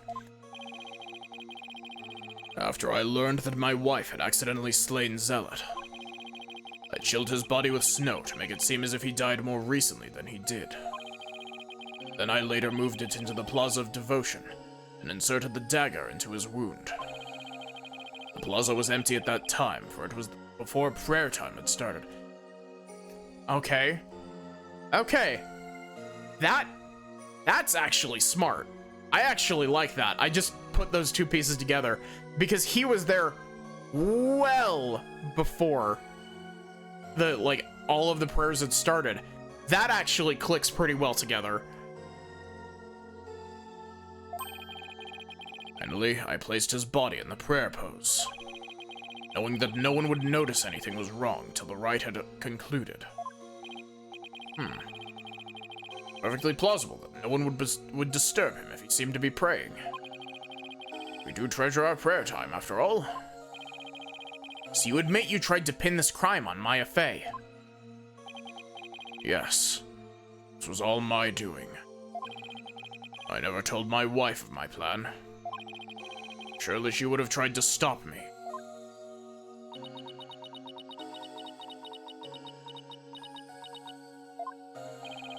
How did you get Miss Fey's fingerprints on the dagger? I had her hold it while we were rehearsing the rite the day before. Right before the rite, I drugged her with a sleeping agent. Then I put Lady Kira's robes over the Warbod statue. That means Maya was probably already groggy by the time the rite started. Finally, I ended my own life, to ensure that the crime would appear to have been by Acolyte Fey's own hand. When your body was discovered, Lady Kira's robes were on the ground. How did they end up there if they were on the statue? After I impaled myself on one of the statue's dagger-like feathers. Maya got drugged during a murder plot again? I used the last ounce of my strength to hurl my body backward. As I did, I grabbed onto the robes, taking them with me as I fell back onto the ground. How terrible! What possessed you to do such a thing? You needn't have committed suicide simply to frame the accused. Prosecutor Sadmadi, as one well-versed in our kingdom's legal system, I would expect you of all people to understand. Understand what? This kingdom's legal system. Isinmi's crime, your suicide? It can't be. That would be sadder than sad. Why, I believe the defense knows what the High Priest speaks, or of what the High Priest speaks. Yes, I finally understand. This explains why the High Priest took his own life. This. The Defense Culpability Act. Circumstantial evidence supports Miss Inmi's killing of Acolyte Zealot in self-defense. However, it would be next to impossible to prove it without a lawyer. That's why the High Priest wanted to pin the crime on Maya Fey. I fail to see what that has to do with his suicide. In Khura'in, the divination seance is the most important piece of trial evidence. The High Priest wanted to frame Maya Fey as a serial killer. It was a clever plan in which he made sure he'd see Lady Kira in his final moments. The lawyer speaks true. That is why I placed Lady Kira's robes upon the Warbod statue. I made it seem that Acolyte Fey was the rebel hunting Lady Kira. But are you saying that you used my divination seance to produce false evidence? Forgive me, your benevolence, but it was the only way to help my lovely wife. If you had approached me first, I could have proved the murder was in self-defense. Perhaps, but I had little faith in lawyers despite being a rebel. How utterly... that wasn't his angry voice. How utterly foolish to cast away one's life for such a reason. There must have been other ways to cover up the crime. Yeah? Yeah? I was thinking the same thing. Why didn't you just throw the body off the mountain? How many rosaries does Nayuta have anyway? Yes. Yet had I done so, my wife would rush to my defense. And when the case went to trial, she would suffer the same fate as I under the Defense Culpability Act.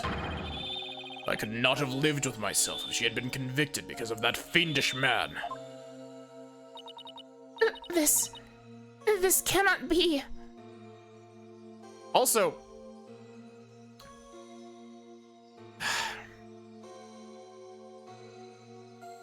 okay.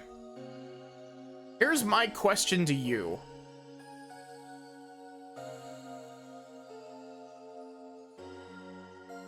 There is a much simpler way of doing this.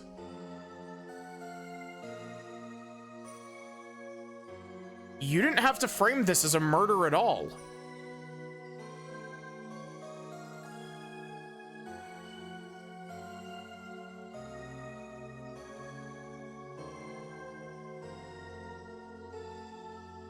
Like, there's no reason that this had to be framed as a murder. You understand what I mean? Because they literally could have... He could have died. Then, you know, they could have either kept his body in the secret room that nobody knows about, or thrown it off the side of the mountain. And then clean up and frame it as a disappearance instead of a murder.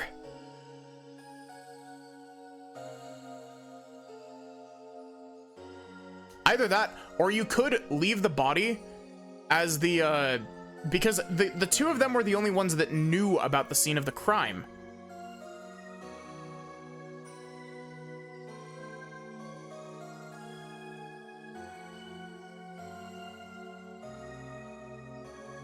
Okay, so here's the other thing, is that they could have left him impaled on the Warbod statue inside the hideout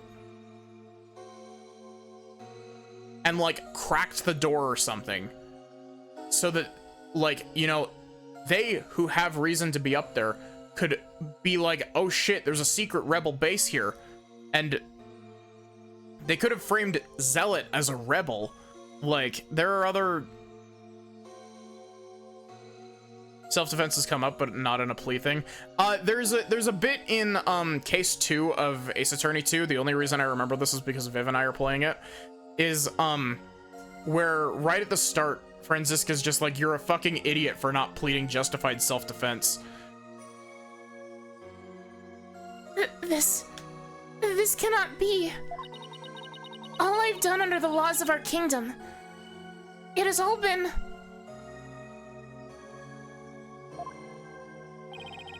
Poor Rafa. She's really taking this hard. I can't say I'm surprised.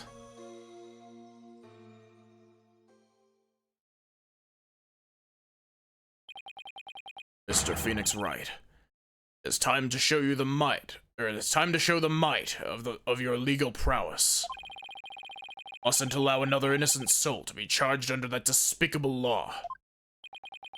Of course, I'll do whatever I can. What I've done to you and Acolyte Faye is unforgivable. I can only offer my most humble of apologies. You want to know what this guy's physique reminds me of, thinking about it? This is when... This guy's build is like when you don't attach the shoulders in the right spot when you're drawing out basic volumes at the start of like an art project. This is when you attach the shoulders like slightly too far out. Do you think if bro like didn't starve himself, do you think he would be shredded as fuck? I can only offer my most humble of apologies. And this pipe bomb to Nayuta. Here, Nayuta, I brought it from the Twilight Realm specifically for you. Your Majesty. Yes? I ask that you please look after my wife. You have my word. Your benevolence, it is time that I return to the Twilight Realm. The Magatama of Parting, if you please. Very well. Your benevolence. Please, allow me the honor. Yes. It would be more fitting for you to send him on his way.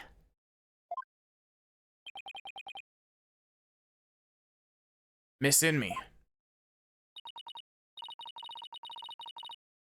Darling, I'm so glad I was able to see you one last time. Thank you for everything.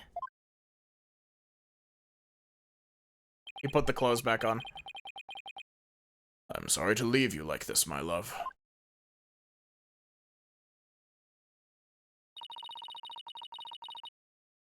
But now you can watch over me from the world beyond.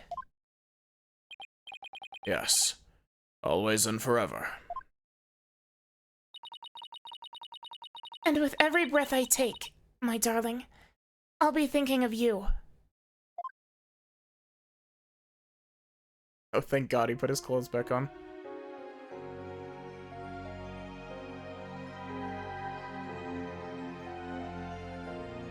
I don't know if you saw, but that last camera angle had a bit of fisheye effect on it. Because her face was stretched really fucking weirdly.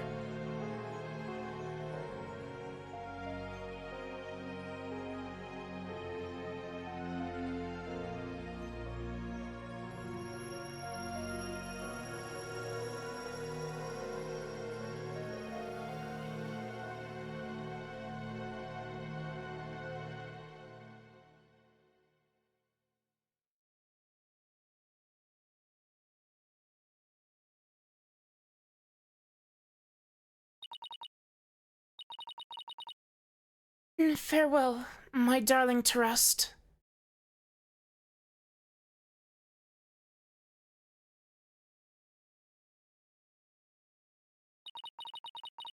The High Priest has returned to the Twilight Realm.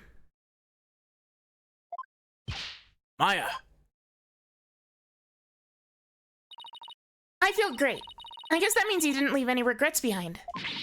Oh, but what about the trial, Nick? It's over. It's a sad reality born of love, and a great tragedy born of the Defense Culpability Act. Well, I see no need to continue this trial. Does the prosecution have anything to say? Mr. Phoenix Wright, I owe a debt to you. One that I will pay back in court someday. Now to deliver today's verdict and overturn that of yesterday's trial. With respect to all current and previous charges against them. Yeah. I hereby declare the accused, Maya Fey, and her defense, Phoenix Wright, not guilty. Fucking finally. Jesus fucking Christ, you two. This took so fucking long. Well, maybe if Nayuta would stop fucking interrupting me.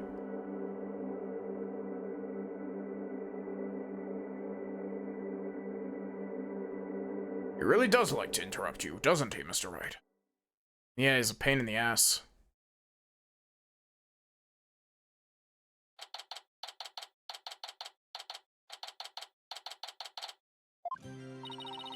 Yeah, I should have ended stream like an hour ago, but... So, I was thinking, Nick. The legal system here is really stacked against the defense. It's totally unfair.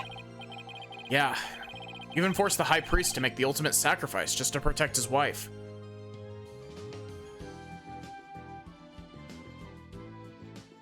4:20 p.m. He just wants to spend more time with that putrid brain, yeah. It's just so sad. Protect the status quo or join the revolution. Real Lady Kira were here. I wonder which side she would take.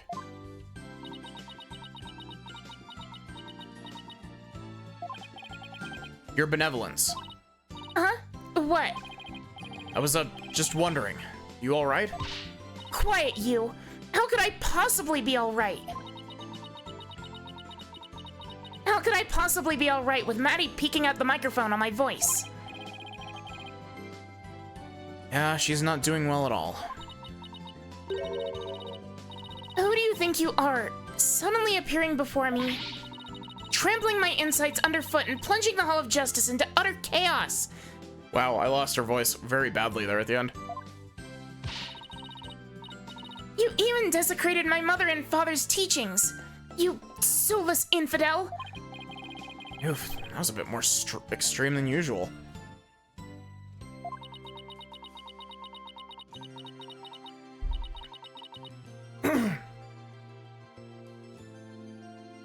What am I to do? I had always believed that communing with the victim's Mitama would lead me to the absolute truth.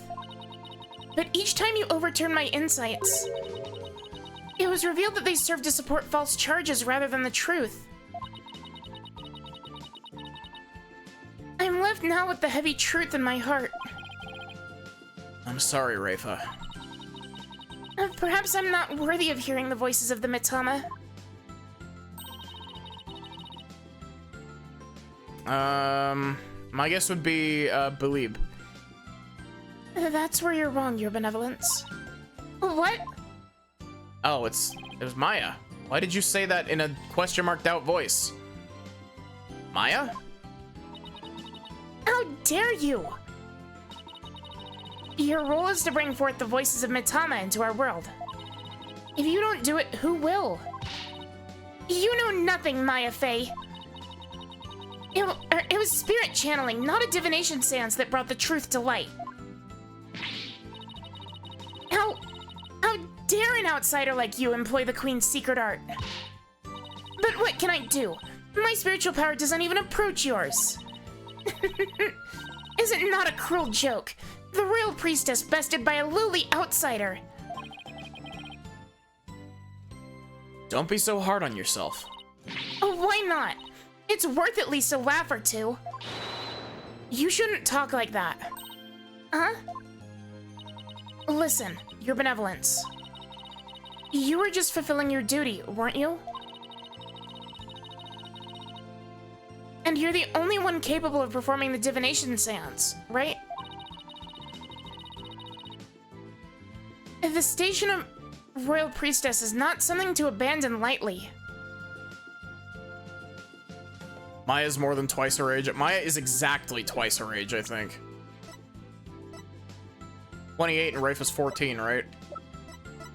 Yeah, she's exactly twice her age.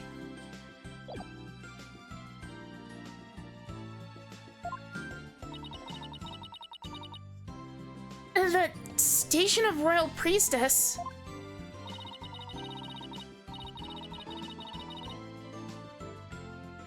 The people of your kingdom believe in you. But if you really mean all that you just said, then what are they supposed to believe in? You know not of what you speak. Actually, I kinda do. After all, I'm only here training so I can become the master of my village back home.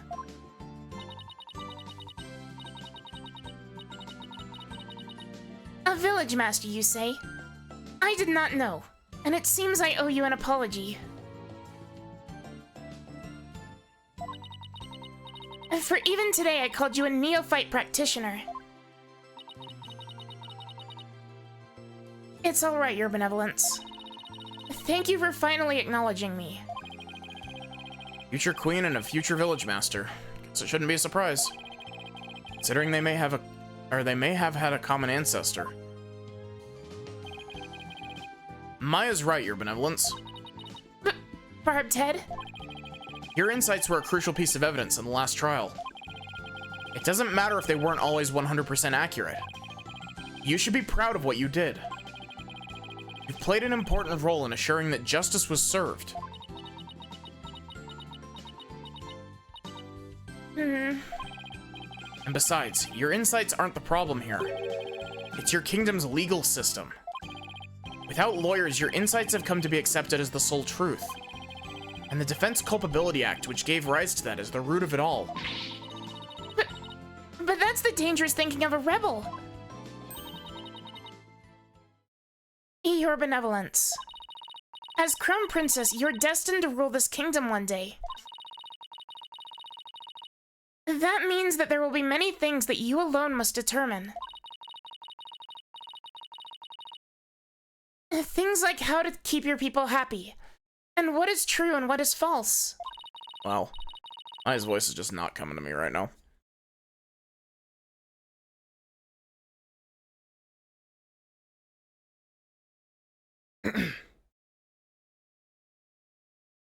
And most importantly, the role you must play therein.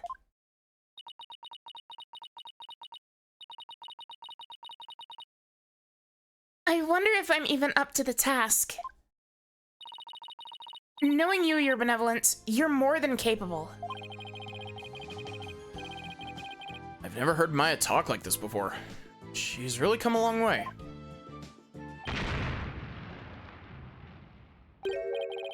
What was that? Came from the hallway. Smoke, we better go check it out. Hurry. Miss Inmi. Mr. Wright, Acolyte Faye, I'm so sorry for what transpired.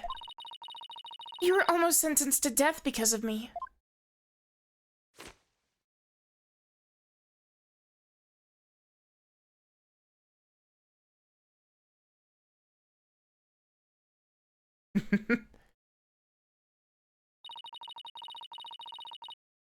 I will make amends by picking up where my husband left off. I will see the revolution through, so nothing like this can ever happen again. For that is the depth of my love for my dearly departed husband. Lady Inmi, we gotta hurry. That voice. Is that Mr. a Rebel? I must tell the people. They must learn that the peace we enjoy is a false one. One built on the backs of innocents charged with false crimes under that odious DC Act. We have it in our power to forge a society in which the law judges all of us fairly. Hey there, PW. Wish we had more time to talk, but... Dirk, everything's ready. It's go time. Dirk?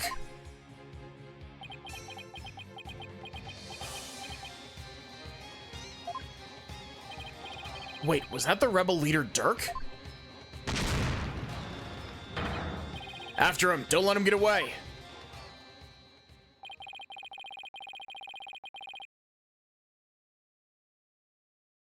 Power to forge a society in which the law judges all of us fairly.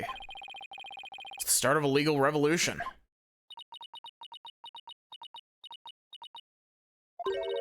Hey, Hey, Nick.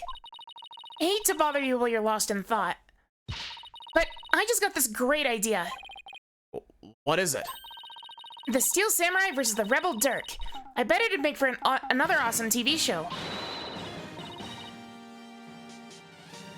And if we threw the Plume Punisher in there, everyone would go nuts over it.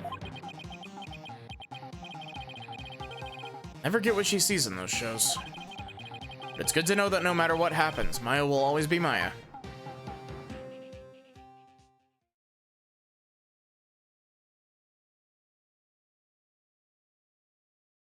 Oh. God, that case had too much going on.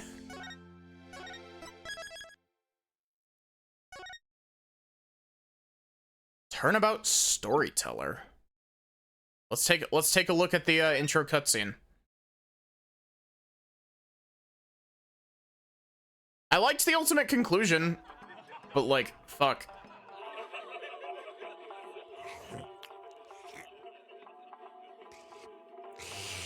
It's the killer from Danganronpa. 3, 4, 5, 6, 7, 8. What time is it? It's 9, 10, 11.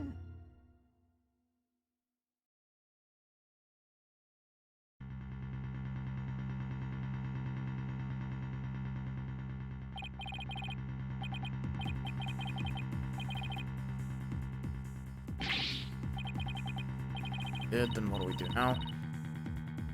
Pull yourself together. Don't worry, something... I gotta say, the intro cutscenes in a handful of these are... Wait, do we have another Athena-led case? Fuck yes.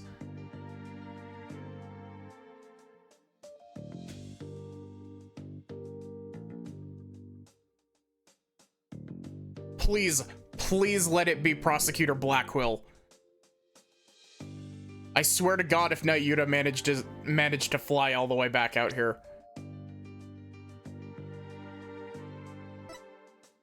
Yes! Yes! Sadly, he and his boyfriend Fulbright is dead, but... So I don't get to do the Fulbright.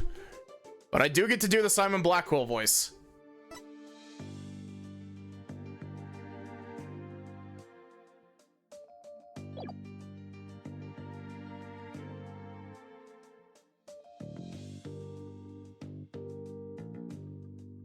Yeah, but like, we don't even get the fake Fulbright to bounce off of.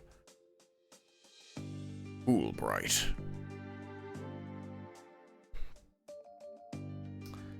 Anyway, we're gonna rewatch this cutscene when we start this case again. However, I might be doing a break game between these two cases, just because that last case is starting to make me feel a bit of the Ace Attorney burnout. Plus, this is the halfway point because there are 6 cases in this game.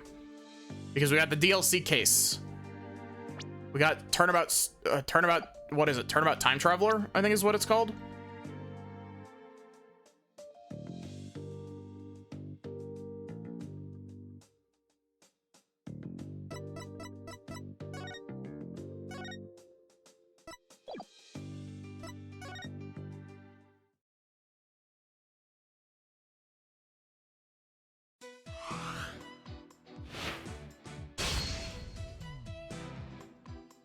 What is the special episode called? It doesn't tell me. I'm pretty sure episode 6 is Turnabout Time Traveler, if I'm not mistaken.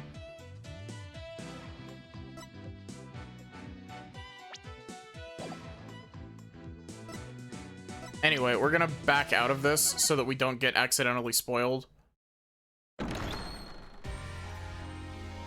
It's Turnabout Time Traveler. So yeah, I don't know what I'll be streaming tomorrow. It most likely will not be Ace Attorney, just because this is a good spot to take a break. And my voice probably needs a break as well. But yeah, other than that, give me just a minute and we will find someone to raid.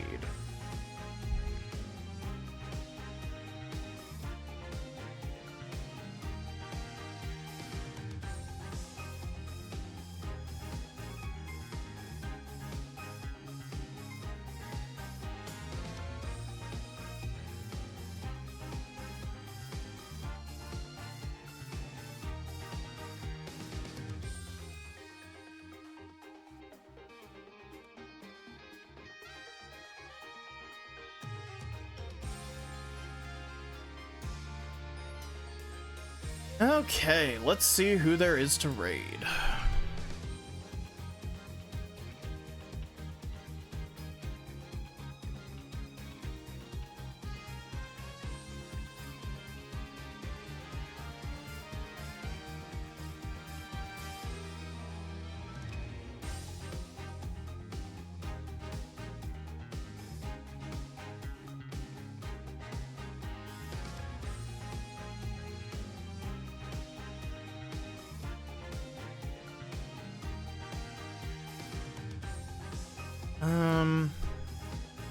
Give me just a sec.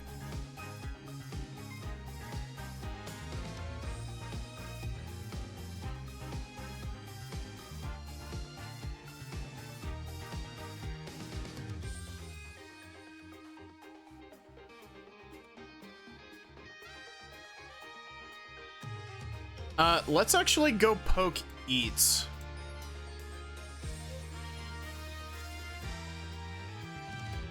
You know the raid message. Actually, there's a lot of people in chat that came in with a raid. We should actually type it out. Raid message is you, poke.